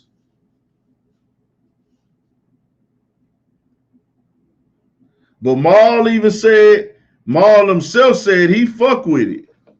Mal say, man, I can see myself jamming it except for like 3 tracks.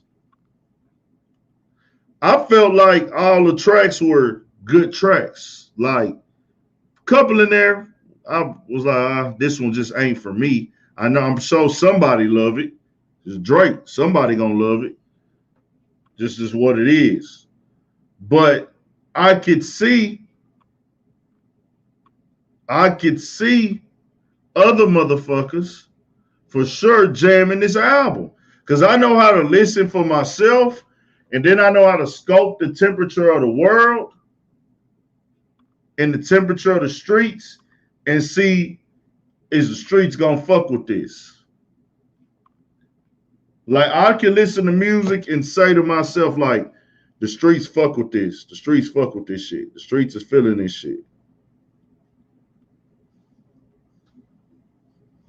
The streets is feeling this shit, or the streets ain't feeling this shit, dog. You know what I'm saying?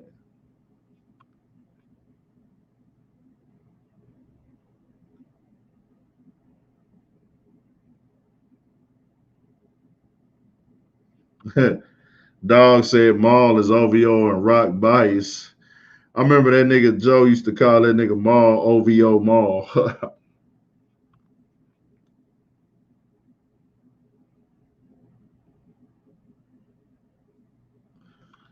Nah, but like I played the clip for y'all, man. Rory and Drake got like little jab history.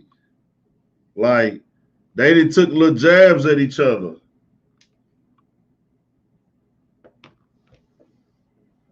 They didn't, dog. Drake be responding to Rory. I'm actually waiting for Drake response to what Rory said.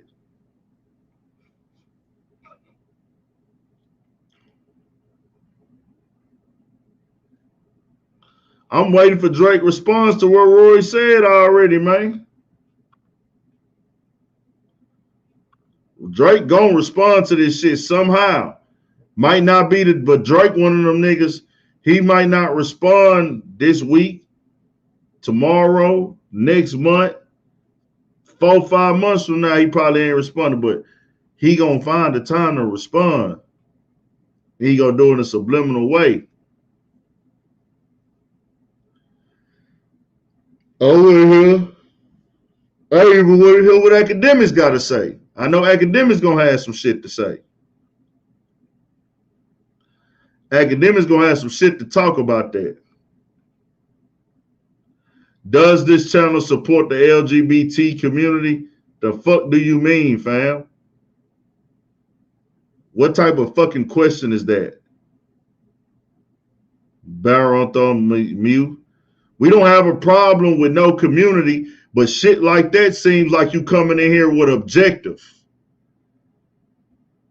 We don't have a problem with no community. We don't have a problem with nobody motherfucking lifestyle. But when you come in here and try to make it, it's like you want to be, this is the thing with the LGBTQ thing, right? When you come in here and identify yourself as that, what you're saying is I'm in a group. I'm part of a crew. But then you tell us that you want to be seen as equal and the same. Stop putting a label on it. Just be yourself. Be a human. You have your rights. You have your rights as a human. You have a right to do whatever you want to do. I can't tell the people in the chat how to feel or what to say or what to comment. But with me, I can care less what you do in your free time, fam. Your relationship is your relationship. As long as you fucking with consenting adults, do you. But coming in here with that type of objective and stuff, that lets us know what the fuck you on. Stop putting a label on it if you want it to be seen as the same. That's all I'm going to say.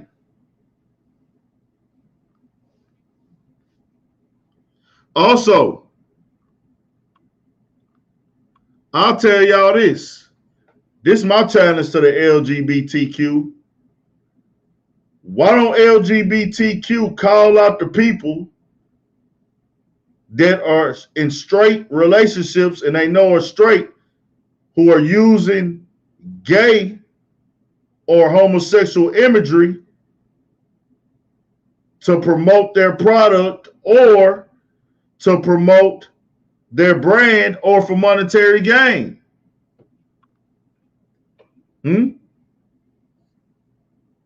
Question. I'm seeing, and I was going to talk about that too. We still on that Rory, we still on that certified lover boy shit. We're going to be on that for a while, but we're going to mix in with some other shit.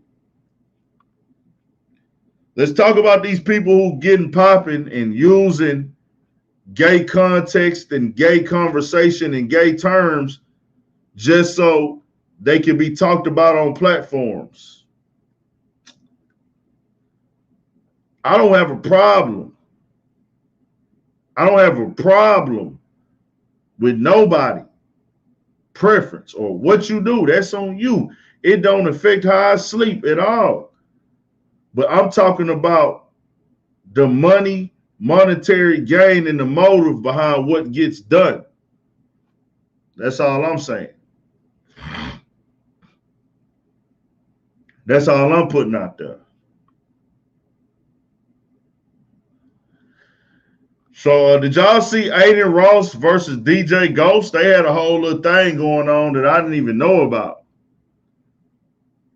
I don't really be tapped into DJ Ghost all the way like that. I got respect for DJ Ghost. I'm subscribed to the channel on the TV, and I'm subscribed to shit on my phone and the TV. But just know that, like, with me, the shit that I really fuck with or I want to be tapped in with, it's on the TV, not on the phone. Because the TV is where I sit on it and pay attention and be really locked in. I don't really just be locked in on my phone like that.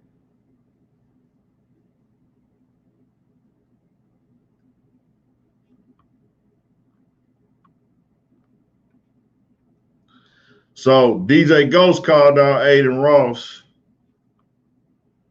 and was saying, hey, this is what DJ Ghost was saying. He wasn't feeling how Adin Ross moved. Basically saying, like, bro, the way you built your platform is on some, hey, bro, I'm going to act like I'm a gay man, but I'm in a relationship with a girl.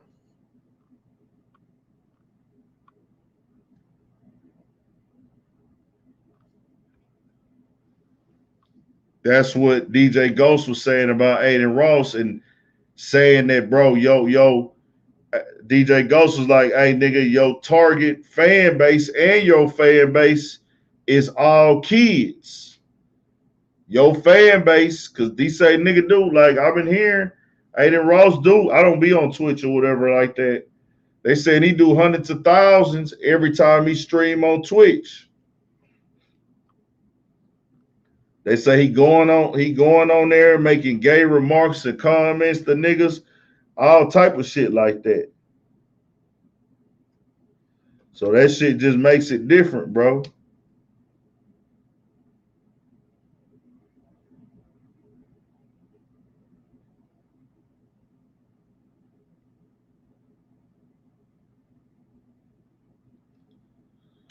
But yeah, man, it is what it is on that note. Do what you do. DJ Ghost was like, hey, bro, because I think he said that DJ Ghost was jealous or some shit like that. And DJ Ghost was like, nigga, I'm not jealous, fam. Like, it's just, you know.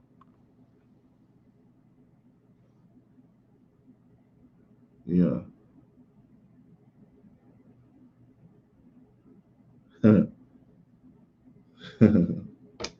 I should have I didn't really know. I saw it yesterday, but I didn't really touch in on it or nothing like that.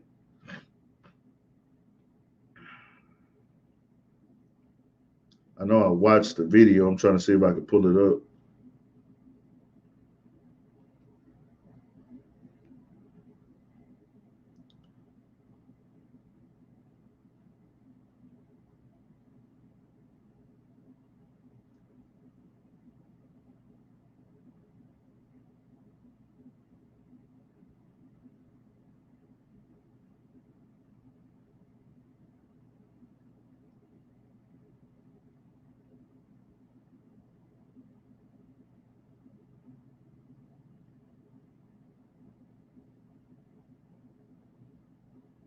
I can touch the sky, I'm high enough.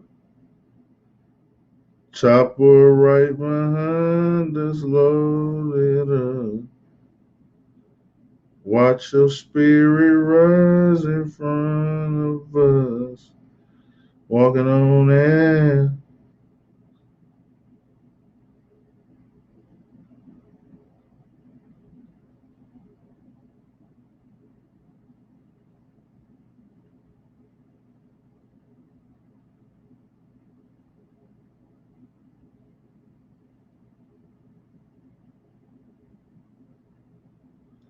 We here though, man. We rocking.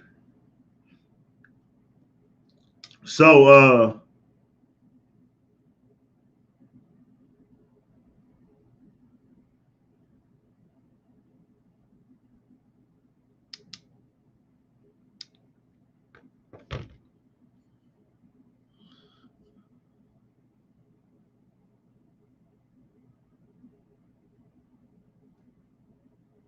nah, I be saying yeah, I'll be honest on that, bro. I tap into No Jumpers interviews. I watch No Jumper platform. I watch it. But every time I go live, bro, every time he go live, he starts saying some weird shit to me, some shit that's weird, or he starts making a bunch of homosexual jokes, and I know that he's not homosexual. So I'm like, why are you making homosexual jokes to straight men? I just don't, that just don't sit right with me. Not that I'm not going to watch you no more. I'm just like, I don't want to see that. So that part of your platform, I'll tap out for. Keep doing you though. Keep doing y'all up there. Keep doing your platform. But it's like every time they do their live show, I got to watch two dudes like, dude, you got a whole wife and a whole kid, or a whole lady and a whole kid, and you just always saying some homosexual things, and I don't want to see. Like, I have the right to not watch homosexual conversations, or I just don't be comfortable with that. Like, I have a right to change the channel. What you do in your life, that's your own personal business. Like, If y'all out in public living your life, whatever, do y'all. But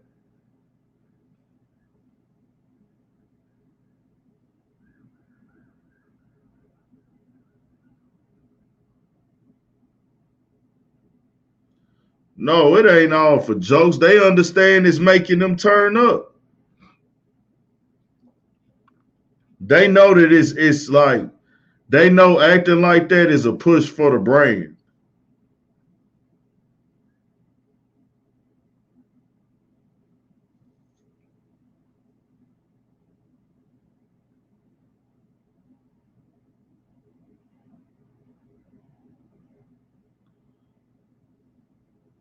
But do them know that's their platform. Like I say, everybody got the right to do what they do on their platform, and I got the right to say what I do and don't fuck with on your platform. Like, that's just me, dog.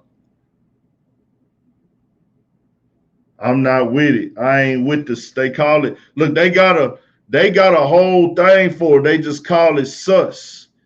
Like, we marketing the sus stuff. Excuse me. Hey, dog, we doing the sus comments. Like, they got a whole thing about it. Like, we doing the sus stuff, or we doing the sus comments, or we doing the sus jokes. Like, it's like they gear it up. Like, let me get in my sus bag. To each his own, though, man. Do y'all. You know what I'm saying? I can't do it, though. That shit just don't feel right. I ain't gonna lie. I ain't living like that, bro.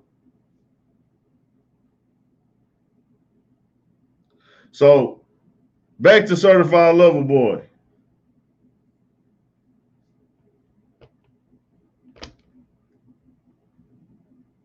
Anybody want to tap in and speak on it?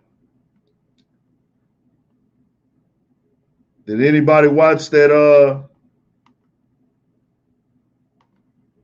Rory and Mal? I mean, the new Rory and Mal? I actually watched, after I watched Rory and Mal shit, I guess I'm petty, bro. You can call me petty. I guess I'm going to be petty here. I'll be a fucked up nigga right here. Fuck it. I had to go see what Joe's critique was on the album.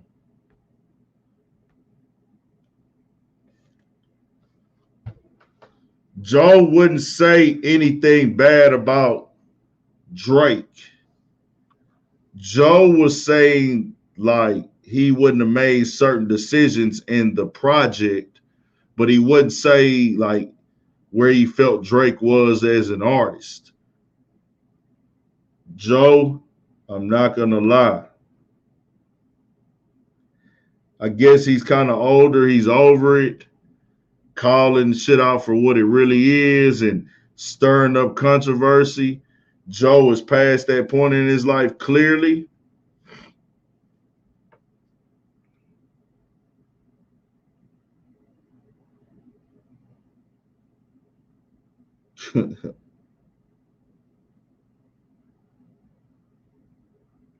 But Ice was like, nah.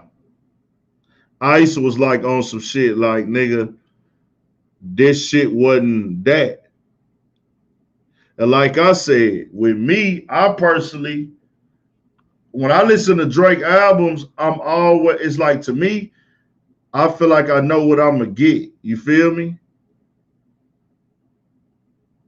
I feel like when I listen to a Drake album, and then that's what a lot of artists, bro. I be like, I like to hear a little couple things tweaked. Like, you know, even take Money Man, right? I know the content of Money Man's music, but what I think has helped me stay a supporter and a fan of Money Man music is I hear the growth. I hear the growth in the flows.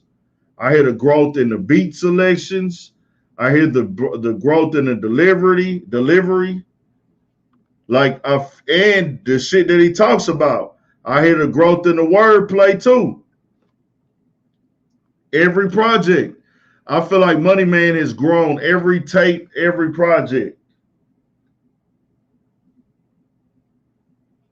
It's the same content, but the art grows. The art that Money Man has grows. With Drake, I'm not gonna say whether it grows or not, but I can't really tell you. But I know what to expect for Drake. Expect from Drake. I know the music gonna be good every fucking time. I'm not going to Drake to look for growth. I know his content. I know what he's trying to put out there. But it's like, I think what people is looking for, they're looking for Drake to start rapping like some super grown man bars, like some game giving or something. But that's not Drake's thing. And I'm tired of hearing people comparing Drake to Hove.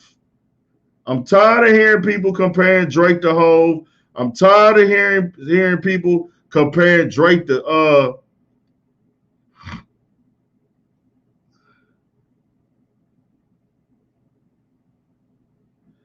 Big Ant. You got to book one artist. Is it Money Man or Babyface Ray? Damn, that's hard to fuck. Man, I ain't gonna lie, bro. I fuck with both of them niggas, but I got more Money Man. I listen to Money Man on Apple Music more than I listen to Face. But them the two top niggas I listen to, Money Man and Face. So I just say Money Man, you know what I'm saying? But me, you know, if I had to book one, I'm gonna tell them both come. Fuck that. I'm booking both of them niggas. Fuck it. If I had to book one.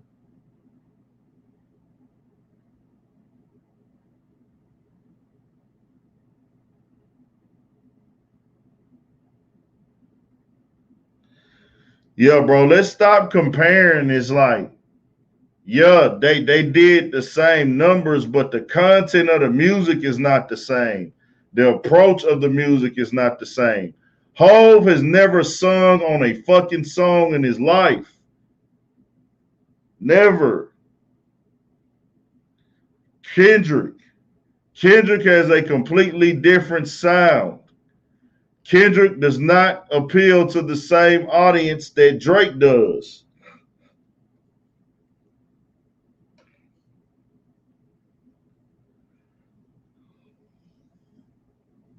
It is what it is.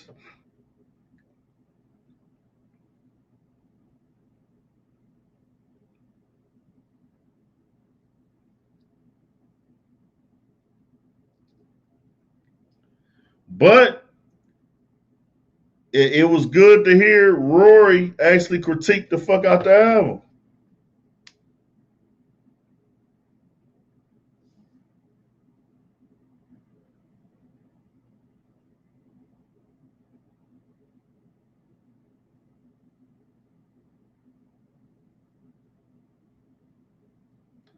Man, let me see if my boy up, man. Hold on real quick.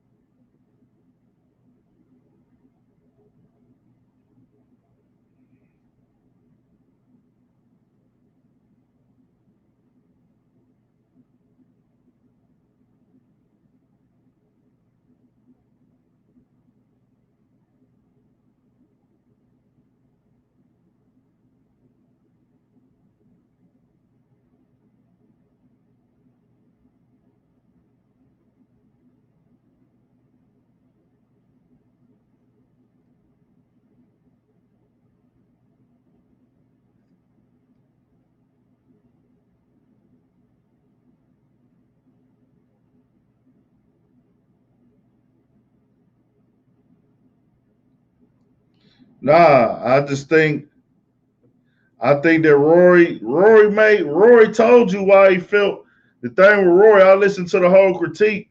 Rory said that, hey man, he gave us the real of why he felt the way he felt.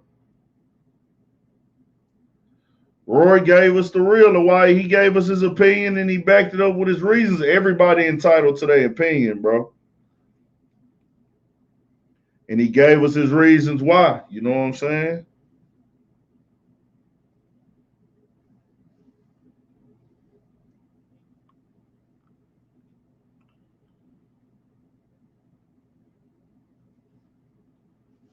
He gave us his reasons why he felt the way he felt.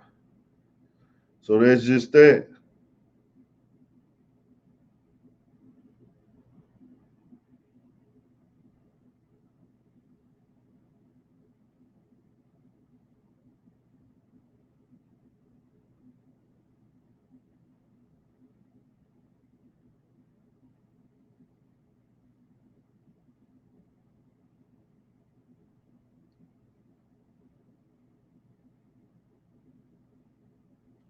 That's just that, man.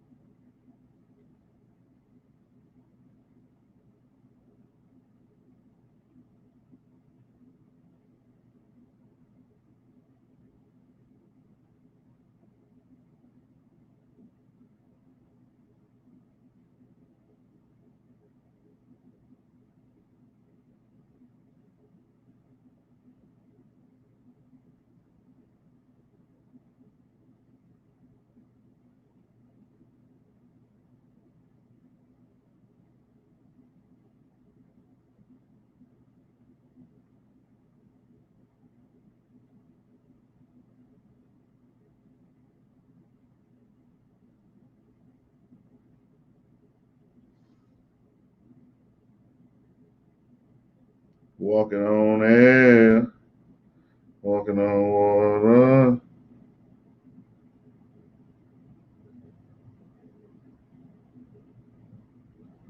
My bad, y'all. I had some shit going on.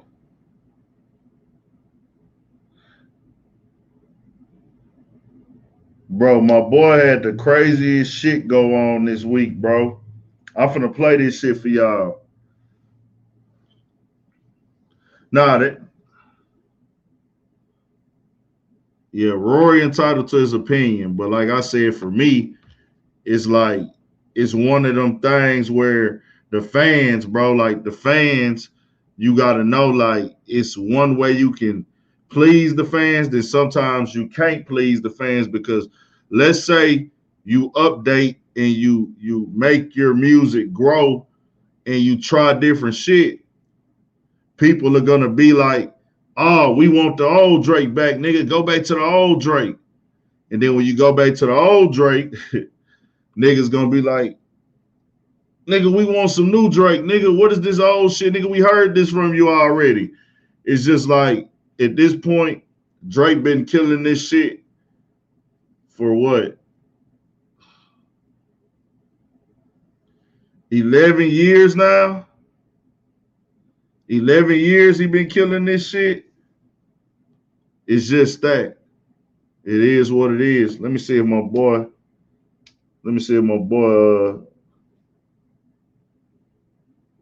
I don't know if he's still in that session.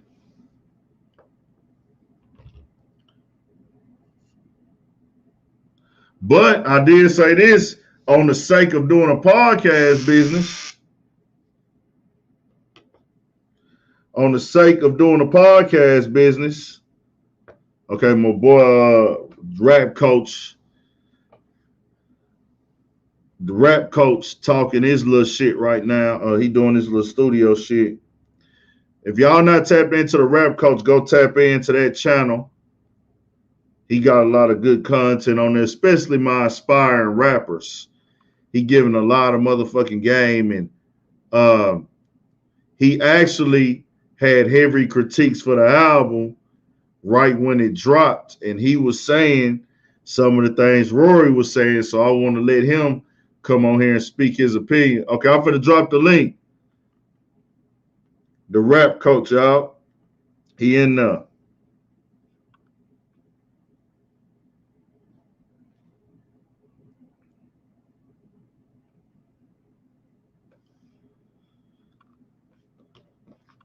That's the link right there.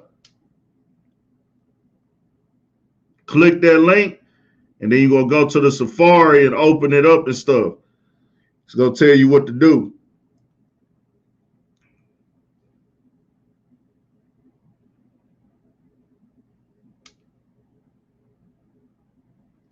Well, I feel like a lot of motherfuckers been like fake people been getting my number, man. Like prank callers and all type of people selling shit been getting my number a lot lately, dog.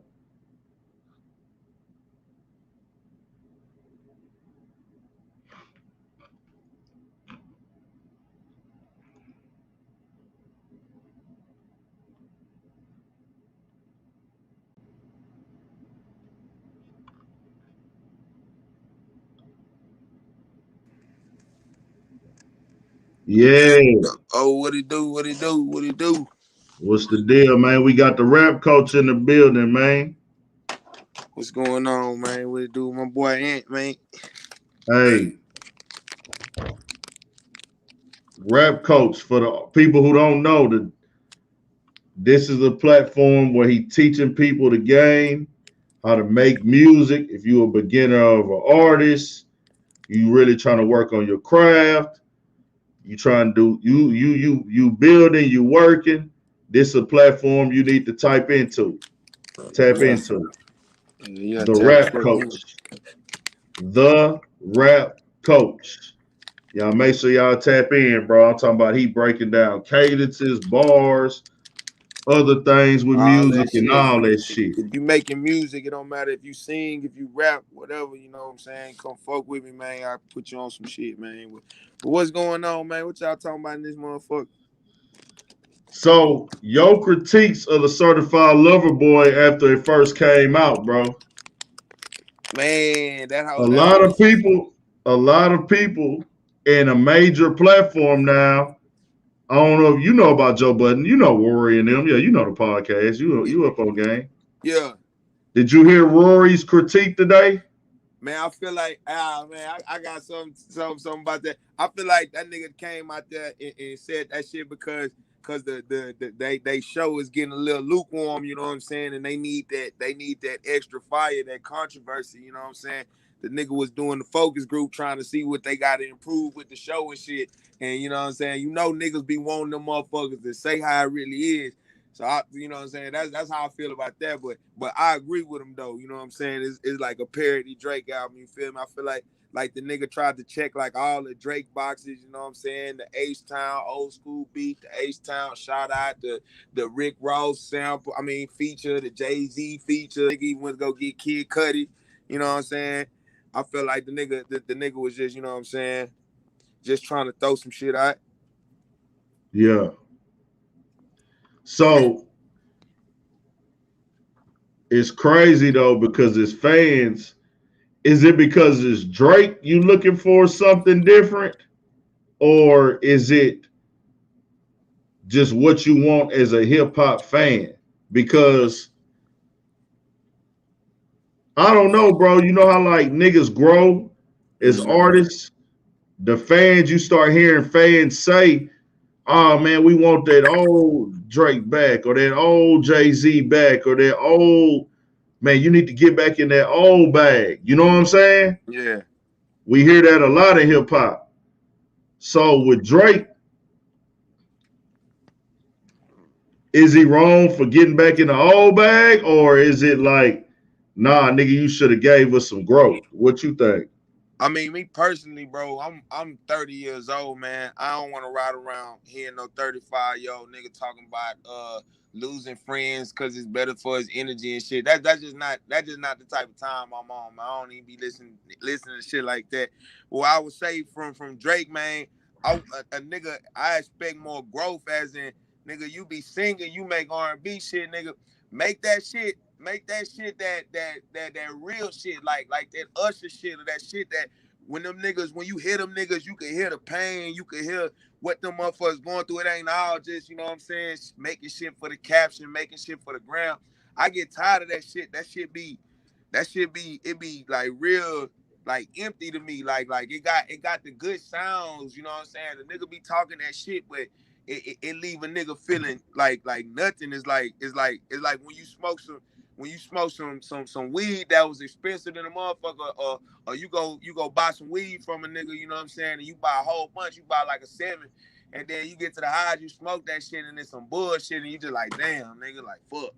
You know what I'm saying? Like that's how I felt about the shit. You know what I'm saying? When I first heard it, I'm like, damn, boy, I'm glad I ain't buy this album. You know what I'm saying? I look at it like, and that's what I say. Like, I guess because I be expecting what I expect from Drake every time. Yeah. Like with me, I guess people is like, you've been rapping like this. Like when when a nigga been rapping like this a lot, you know what I'm saying? And you got this going on, you start thinking like, all right, bro. All right.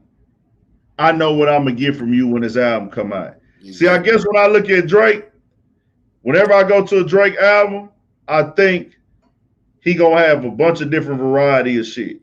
Mm-hmm. There's gonna be a record that's like for the club or 2 or 3. There's gonna be a record for you and the crew to jam, like a chant for me and the guys, like nigga, we made it type shit like that. Mm-hmm. He gonna give you a couple of those. Then he gonna give you a mainstream, a mainstream, kind of a mainstream rap record that's for the club. And I guess in this case that would be Too Sexy. Yeah. Then he gonna give you those R&B ones where he's talking directly to a specific girl he used to fuck with back in the day. Then he's gonna give you that one that's like,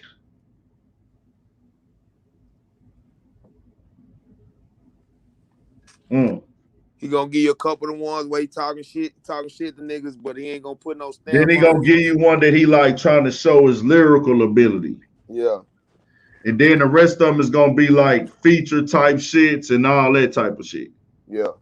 So I don't know, bro. I'm just like, it seems like with that Rory shit coming out, I liked it because it's creating conversation for sure. Mm-hmm. And it's content for me to speak on for sure. Oh, yeah. Because nobody with a big platform has came out and said that.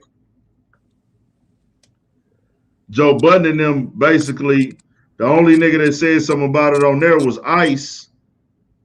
But everybody else was kind of more so, you know what I'm saying? Yeah. And man, yeah. I mean, and Joe is to the point now, he see dollar signs in relationships. So he not the same Joe. Hey, speaking of that nigga, so you watched the last episode when the nigga broke down crying and shit, right? I didn't see that. When he was talking about Omar from the Wild. I heard about it though. Yeah. I seen that shit and I was like, you know what I'm saying? As much as this nigga, you know what I'm saying, is a bullshit ass nigga, that's the reason why his show is what it is and he is who he is, and Rory and Mal, they could never come close to it. It's because, you know what I'm saying, and you know better than anybody as a platform, you know what I'm saying, you gotta have that main draw, you feel me? It's like, you know what I'm saying? Like, them niggas cool, what they doing, they show cool, you know, but nigga, I can only listen to so many niggas come up with hypothetical questions about bitches. If a bitch sucking your balls and she go down, is that foul? You know, nigga, I don't want it. Nigga was interested in that shit back in high school and shit. These niggas be talking like they ain't never been around some pussy and everything. That's like every time I tune in, that's some shit they talking about. But Joe, you know what I'm saying, the nigga can give you shit that you know what I'm saying, could go across scope. And as a content creator, you know what I'm saying, I think that shit very crucial to recognize, like, you know what I'm saying, it's got to be a star of the show. Facts. Nah, 100%. 100%. You gotta, you know, you gotta be able to cover different shit. Like, and that's what I always do, like try to do every week, bro, like on the podcast with me and Pookie and shit. Yeah. And Twan, like, we be on that, like, bro, I come in there with topics that I feel like, you know, that people want to listen to. Oh, yeah. Like, I'm talking about the hottest shit going on. Yeah, me and my gal, we be rolling. We just turn that shit on and we just be in that motherfucker cracking up, man. Y'all got a good ass dynamic, you feel me? it's like you got the smarts, you got the streets, and you got the, you know what I'm saying? It's y'all, what y'all niggas got, that shit lovely, is beautiful, it's genuine, it's real, it's like, it's organic. That's what, you know what I'm saying? That's what the JVP used to be. Now I don't know what that shit is, man. Yeah, I feel Ice and his shit, like they popping their shit, and that's the thing with Joe. Joe got a right to do whatever he want to do. I can't tell Joe how to run his platform, but it's just his platform wasn't built off of, and it's crazy because he was never just like disrespectful as far as he wasn't never disrespectful as far as how he talked to a group of people or handled certain things. I feel like he was always respectful, but he wasn't going to say something. He wasn't afraid to have somebody get offended by something he said. Mm-hmm. And I don't think he's afraid. He just knows it's not the best thing for business anymore. Like, nigga, you not getting that Drake interview, nigga. That nigga Drake not finna give you no interview, nigga. Nigga, tell it how it is, nigga. Yeah. Because I remember years ago, Joe Budden actually said, hey, man, Drake sounds uninspired. Mm-hmm. And now he's saying, I'm not going to sit up here and say anything bad about anybody's album. They're not obligated to do this or do that. And they put their time in, and you know, it's you know, and it was just like, this is not you, Joe. You the nigga they used to say, like, hey, bro, this how I feel about it. This my opinion.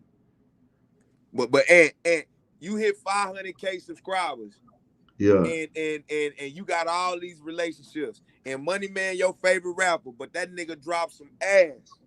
And all your listeners want you to review it. They all feel some type of way about it. How you go about it? Man, the thing with me is, it's like this, bro. I ain't built my shit already off of giving niggas bad critiques, right?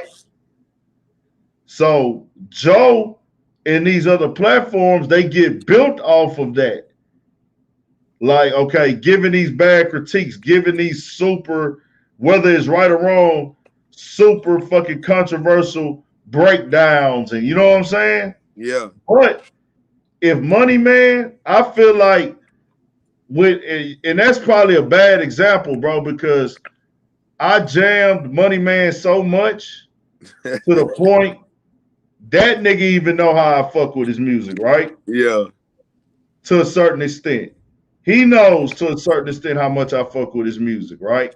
Yeah. He ain't never let me down on no project, nothing. That nigga got the longest playlist ever to me in hip hop, bro, where that nigga got 75 songs that I can listen to. Yeah.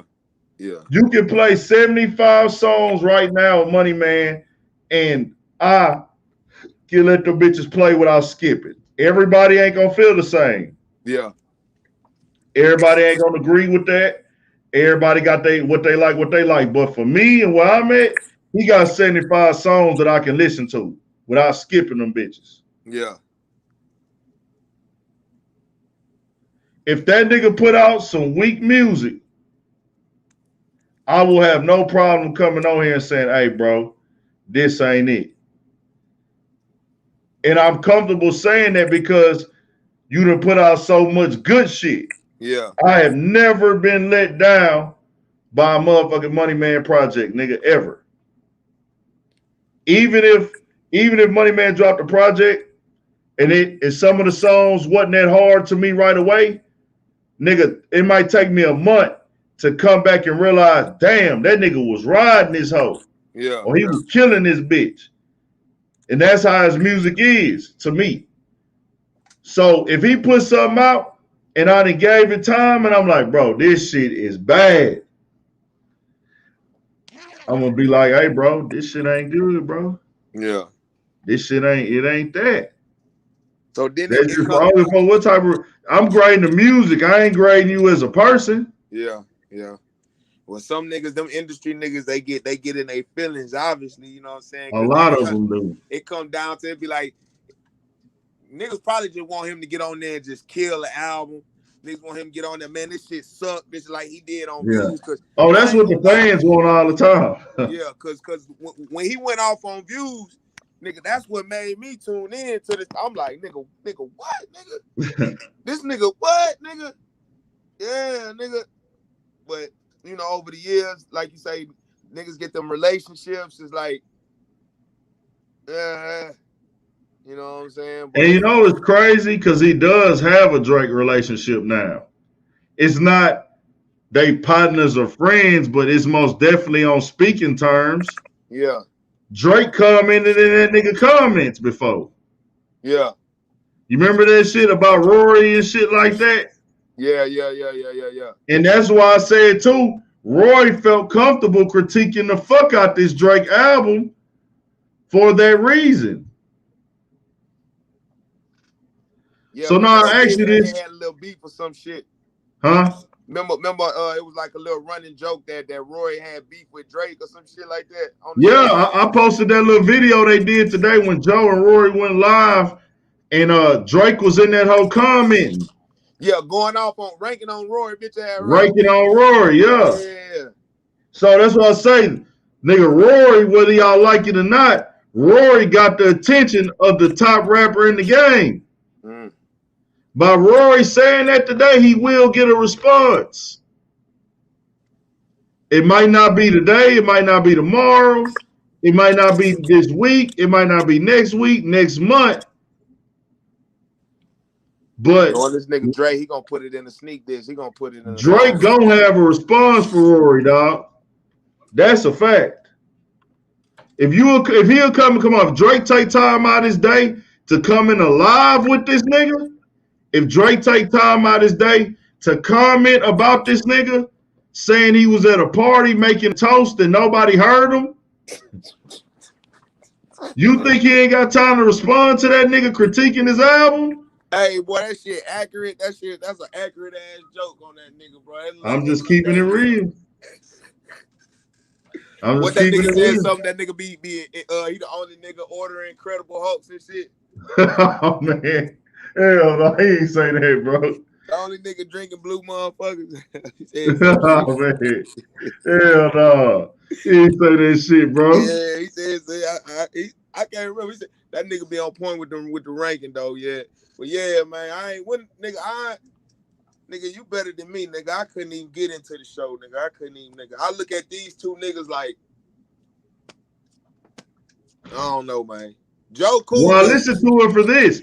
Because I know I catered, of course I cover the highlights of the day, but if I don't have anything else to cover, or because like sometimes the highlight of the day might be something that I don't want to talk about. Right. Sometimes the highlight of the day is something that, okay, I don't really want to speak on that shit. But certain things in my head, I know like, okay, this is something that I genuinely care about. Right. So Rory critiquing a Drake album, I know there's issues there. I know there's controversy. This is something I can sit here and take an hour out of my day and make a video about. Bro, can you tell me what the fuck going on with Bosco and Sauce Walk? I seen that shit when I went on your page. I didn't even know these niggas was beefing. What the fuck going on with that shit? Bosco hopped on live a while back and questioned Sauce Walker, saying he 102 Pyru. You know, Sauce 102 Pyru is a original set, to my understanding. Mm-hmm. I don't know about all the game politics. You know what I'm saying? Yeah. I don't know everything, but I know Sauce and them got their own shit from they set and from what, you know what I'm saying? Mm-hmm. Like they got their own Pyru situation. So Bosco questioned it and was saying that Sauce was a fake blood. Mm. So Sauce never directly responded. He responded, but he didn't at Bosco or nothing like that. He was just posting up his little blood history on the ground. Mm-hmm. And then he posted a nigga that's like, okay, this the big homie type, one of the big homie type shit. You know what I'm saying? Yeah. And that was that. So if you call Sauce a fake blood, anybody from Houston knows that. I think a lot of people, they look at Sauce and they don't believe that he's a gangster first. Like, Yeah. they see the hair, they see the antics, they see the personality, they see the flashiness, they see the money, they see the rap shit. But a lot of niggas don't know that Sauce Walker's he a street nigga first. Yeah. And if you from Houston, you know that. Mm-hmm. You know that he pressing the street card first. Yeah. That's just what it is. He a businessman for sure. He a man for sure. He a businessman for sure. He a rap. He gonna rap. He gonna do all that. He gonna get money. I know he ain't out here on no bullshit. He ain't out here trying to go do no street shit every day. Mm-hmm. But when it comes to questioning his resume as what he is, he gonna stand on it because he done been to prison doing this shit. You know what I'm saying? Yeah.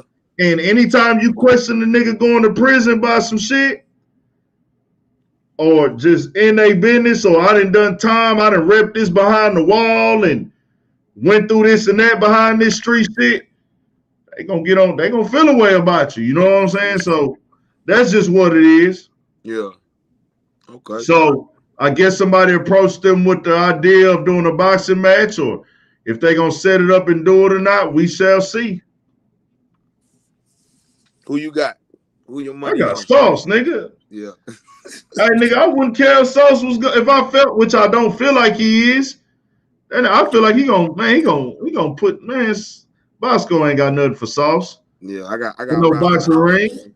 Huh? Ride for the house, man. No matter what. That's what I'm saying. Regardless, nigga, I was riding for, and I ain't trying to make this no Texas. One nigga try to act like I'm making this a Texas versus California or Inglewood versus Houston thing, and it's never that, fam. But every nigga from Inglewood that don't have a problem with Bosco, nigga, you should be riding with Bosco. Exactly. Shit, nigga, I'm gonna ride with the whole team. This like if the Rockets is playing goddamn me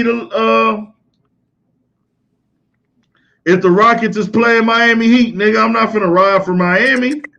Yeah, nah, that ain't, yeah. You know what I'm saying? I'm gonna ride for Houston, nigga, and then I fuck with Sauce on the strip that nigga that fucked with me in person multiple times, like. Mm-hmm. But I feel like Sauce is in better shape, and I respect Bosco for getting in that fucking ring, even with Gonzo, rest in peace. But I feel like Sauce got too much energy for that nigga, bro. You know what I'm saying? You know, that's just what it is, bro. Like it or not, I feel you know, Sauce got too much movement. Sauce got the hands. Sauce got, you know, he active. Sauce in shape. Bosco, he was not in shape in that last fight. And boxing in the ring is way different from boxing on the street. Yeah. That is completely two different things, bro. Yeah. Boxing in that ring is 1,000 times from working different than boxing in the street, bro. Mm-hmm. You got them rounds, them motherfuckers is a couple minutes. It ain't no chilling, it ain't no wrestling, it ain't none of that shit. Niggas don't realize in the streets the average fight only lasts about 45 seconds. Yeah. In the street, an average fight lasts 45 seconds to a minute and 30 seconds. If a nigga fight longer than that, they a bad motherfucker in the street. Shit, or motherfuckers can't fight, motherfuckers running from the action, motherfuckers is doing a whole bunch of swinging and not connecting. Yeah. Nah, fuck all that. That's just what it is, too. Like, you right. And that's what I'm putting out there. It's different in the ring. It's like, hey, don't get in there and tire yourself out in that first round, throwing a bunch of punches and ain't hitting shit. Mind you, niggas finna have headgear and mask on and shit. Yeah. All that good shit, if I ain't mistaken. So, We'll see, but it's good all the way for both of them niggas. They finna get a bag and everything. Yeah. And after they get out the ring, them niggas will have more respect too. Like, you get in that ring with a nigga, but yeah, Sauce feel away about that he let that be known, nigga. He feel away about that fake blood shit. Damn, instead of the damn crate challenge, they should have just had a Everlast challenge to just put gloves in everybody's hood and niggas just boxing all around the motherfucking United States instead of shooting, niggas just getting out there, you know what I'm saying? For real though. You remember they was trying to do that shit in Third Ward out here at one time. I don't know if you seen that on the internet. Nuh-uh. They was doing that shit in the Troy out here. All the niggas that had problems, they was linking up in boxing. Yeah. Remember when the Troy was having them shootouts every day? When it was like, I forgot how many years ago that was. They was having a bunch of bullshit going on though. Man. They was shooting it out. It got to the point nigga Jay Prince sat down with them niggas. Yeah. Like he came, they all had all them niggas all up in a room and everything. They was having like a war going on. Yeah. Man, hey, I don't know why this shit just came up when you just brought that up. Man, I remember I was locked up and I heard a nigga say that Jay Prince slapped Zero or Zero slapped Jay Prince, one of them. Is that shit true? I doubt it. You doubt it? I don't know. I've never heard that in my life. Man, nigga told me one of them niggas slapped each other, you know what I'm saying? And Ro got out his deal. You know how niggas be talking, man. You was in the county or you was in the pen? Man, I was in Pam Listener State Jail, bro. You was in state jail? Yeah. Boy, you know that's where the most lying niggas at in Texas, boy. You know, goddamn well them niggas in state jail, nigga. They got the most lying for your ass. Every nigga in state jail was rich. Every nigga in state jail had the hoes. Niggas, you know how them niggas in Texas prisons and state jail be, nigga. Nigga, we be throwing their partners' cars and you know how that shit be. Nigga be having their partners send them cars and yeah, man, this my car right here, nigga. It's going down, nigga. When I get up out this whole glass, I already bolted up, man. Nigga be having pictures from the last nigga that left. Nigga left from his pictures. Nigga. Yeah. This is my little house right here, my nigga. You know what I'm saying? She be sending me, nigga, how that shit be down. She gonna bring squares in.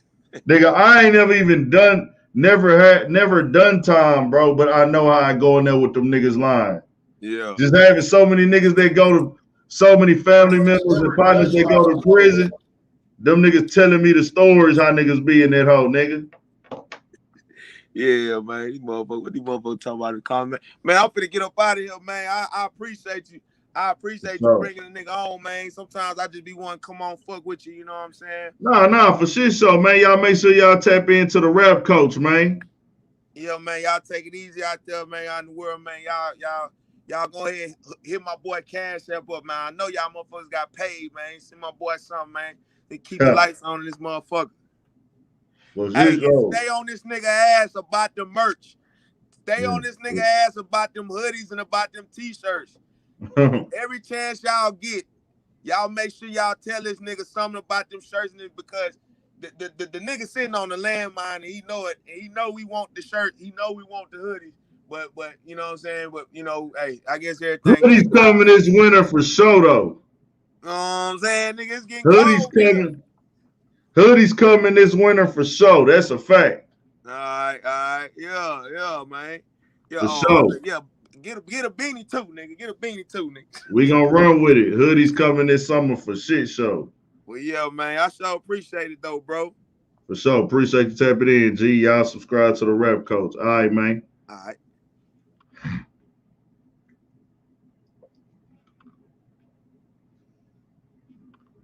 Shout out to my boy, the Rap Coach. Hoodies coming for sure. This winter, the hoodies will be dropping. What I've been on, 235. Yeah, I think I'm finna tap the fuck out, man.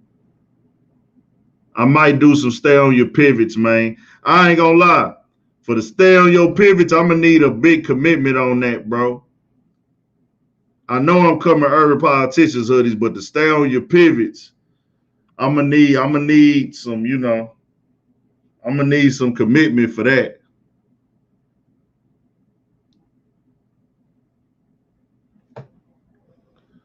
I'm gonna need some commitment for that. Like niggas gotta commit to that stay on your pivot shit. Urban politicians, that's just gonna be what it is anyways. They gonna drop them hoes regardless, man. Niggas say smoking out the toilet.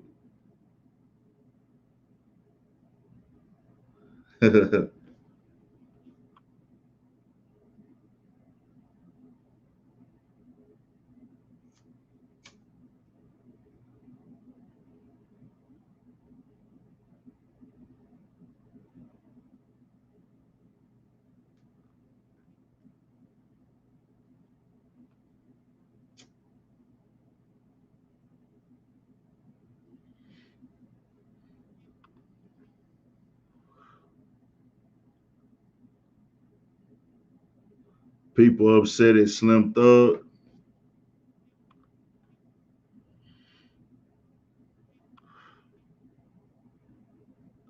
Dog say UPTV hoodie with the mirror denim. Not I. We already talked about Wack 106.9. We played the little clip. You're going to have to catch that on the playback if you want to hear it, man. Wack 100 say he got 30, 40, 43 million or some 30, 40 million lined up for 6ix9ine.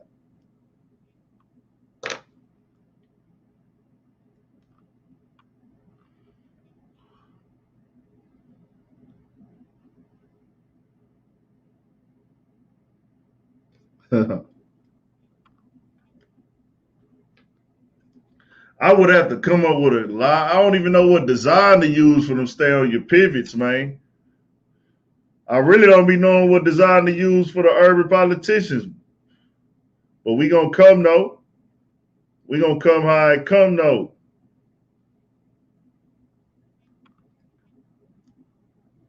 Y'all haven't noticed I only wear my own clothes mostly, man. I only wear my clothes or you gonna see me in somebody else's merch. I'm gonna keep some regular shoes on.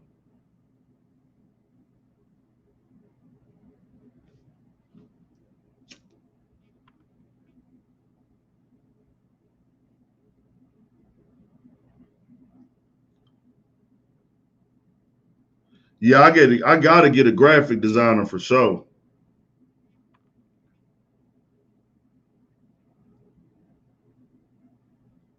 I gotta find a graphic designer.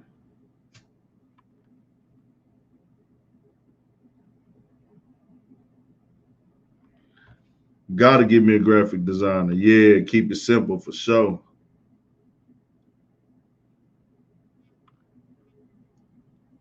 That's the end of that one. Gotta give me a graphic designer. Yeah, I'm gonna keep this shit simple, man. I'm gonna figure this shit out.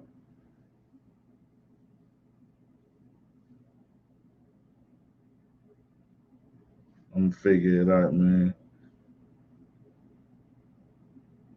I gotta figure it out. We'll see.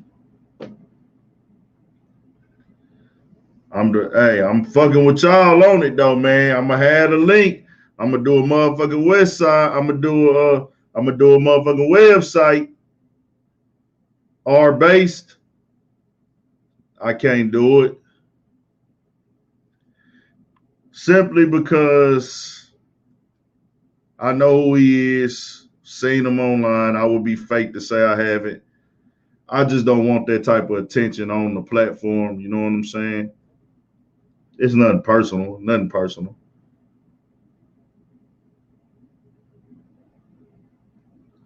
Nothing personal. It's nothing personal against him. I don't know him. You know what I'm saying? But it's just certain things that like get said and done, bro. I'm big on like not trying to run somebody's name through the mud or even not just saying that's what's going on, just saying like even allude to certain things that get said online, bro. Like I can't do that, especially like if I put out a false story, I gotta come back and correct that. I gotta say I was wrong, bro. I gotta say I was false. but I can't let somebody else get on here and do that and then kind of push these narratives and, you know, whether it's pushing a narrative or not, just make statements that ain't been proven yet or entertain things that ain't been proven yet or get on here and down talk other people. I know that's the way to make the platforms go up at times. I understand that. I understand that's how platforms turn up, but I just can't do that, dog. Like it just ain't in me. I know that's how you get the money, though. I know that's how you get your platform turned up. That super controversy and things like that. And I know I'm taking the long way. I know that it looked like my shit ain't growing. I know it looked like my shit ain't as entertaining. And I know that like artists don't be quick to jump on here because it take time to get the following up. My Instagram following is up.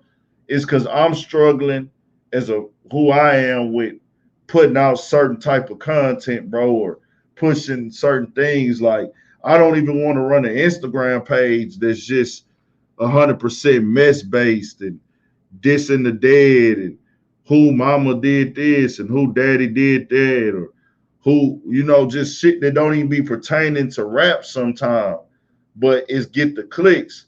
But that's a part of the business though. That is a part of the business. On the business side, that shit is lit. That's how you run your bag up. But I'm trying to get more. I want to get my platform more established before I get into that. Cause I want to say at least, hey nigga can't take it from me. I stayed down and kept my shit 100% clean for the most part. Kept my shit one of the cleanest.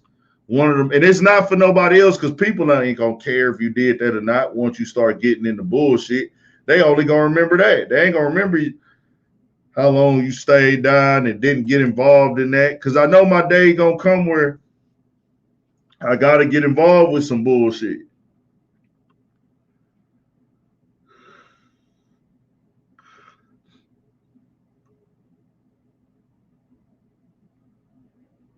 Yeah. When I get my official, I'm gonna have everything taken care of for shit show.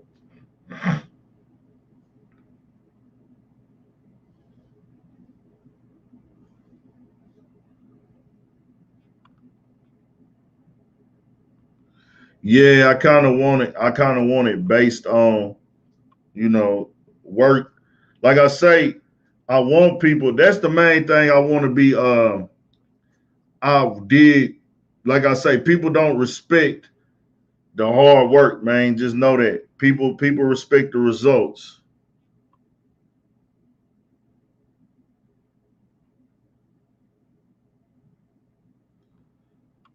So, like, I did want niggas to like. I wanted niggas in the game to respect. Like, hey, bro, that nigga be working hard. If he don't do nothing else, that nigga work hard. But that don't really matter to niggas. It's like the results, fam. So like you gotta have the results and the hard work. And then I would think like with me, I wasn't expecting. I wasn't expecting niggas to come tell me I got the best platform. I wasn't expecting niggas to say they like my content, but I felt like other niggas in the game, they don't have to do this. I felt like niggas would kind of be like, hey dog, I be seeing that nigga shit, bro. That nigga be nonstop with this shit. And he doing this content by his goddamn self. He doing all this shit one deep consistently.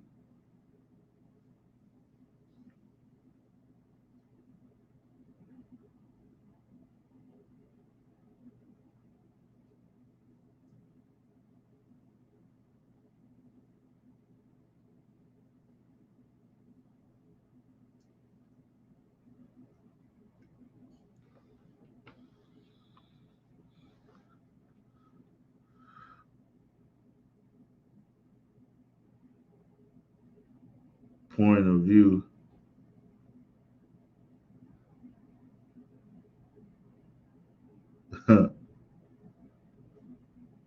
Yeah. gotta have people with different opinions. But shit, we got that on the podcast, on Studio 56 podcast. I be having opinions about shit. Me and Pookie that had heavy debates on that motherfucker. We done had heavy debates on that motherfucker, me and Pookie.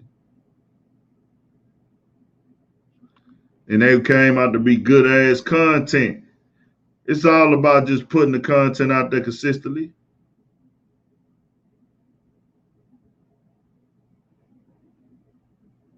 I ain't gonna lie though, bro. The price for hoodies gonna be 60 or better. That's just what it is. I'm 60 or better on the hoodies.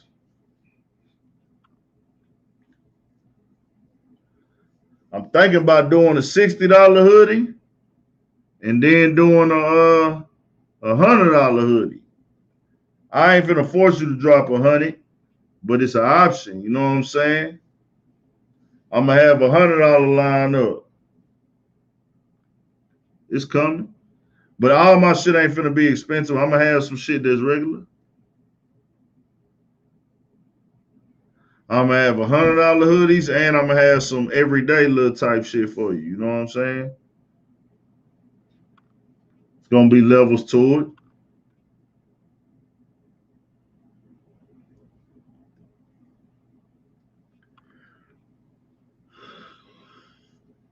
It's gonna be levels to it. You ain't gonna have to pay. It's on you if you want it or not, for sure.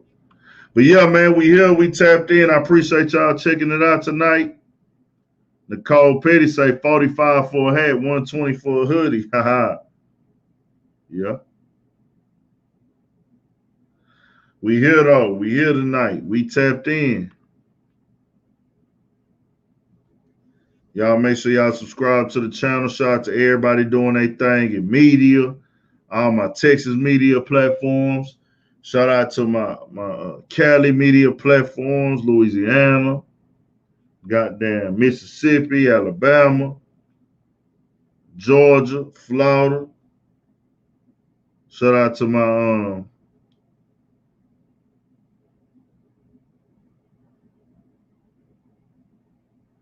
we talked on a lot of shit, Denzel Denzi.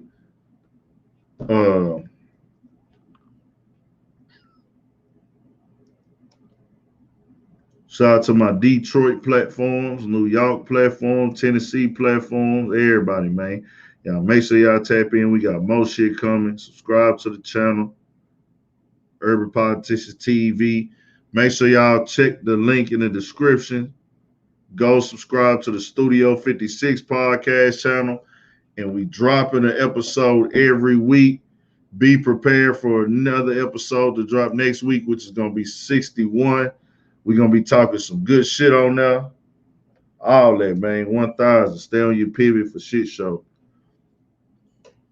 Fuck with me on Instagram, too. Urban Politicians TV on Instagram. And then my personal page is Urban Politicians _Big Ant. Y'all go tap into both the motherfuckers for sure.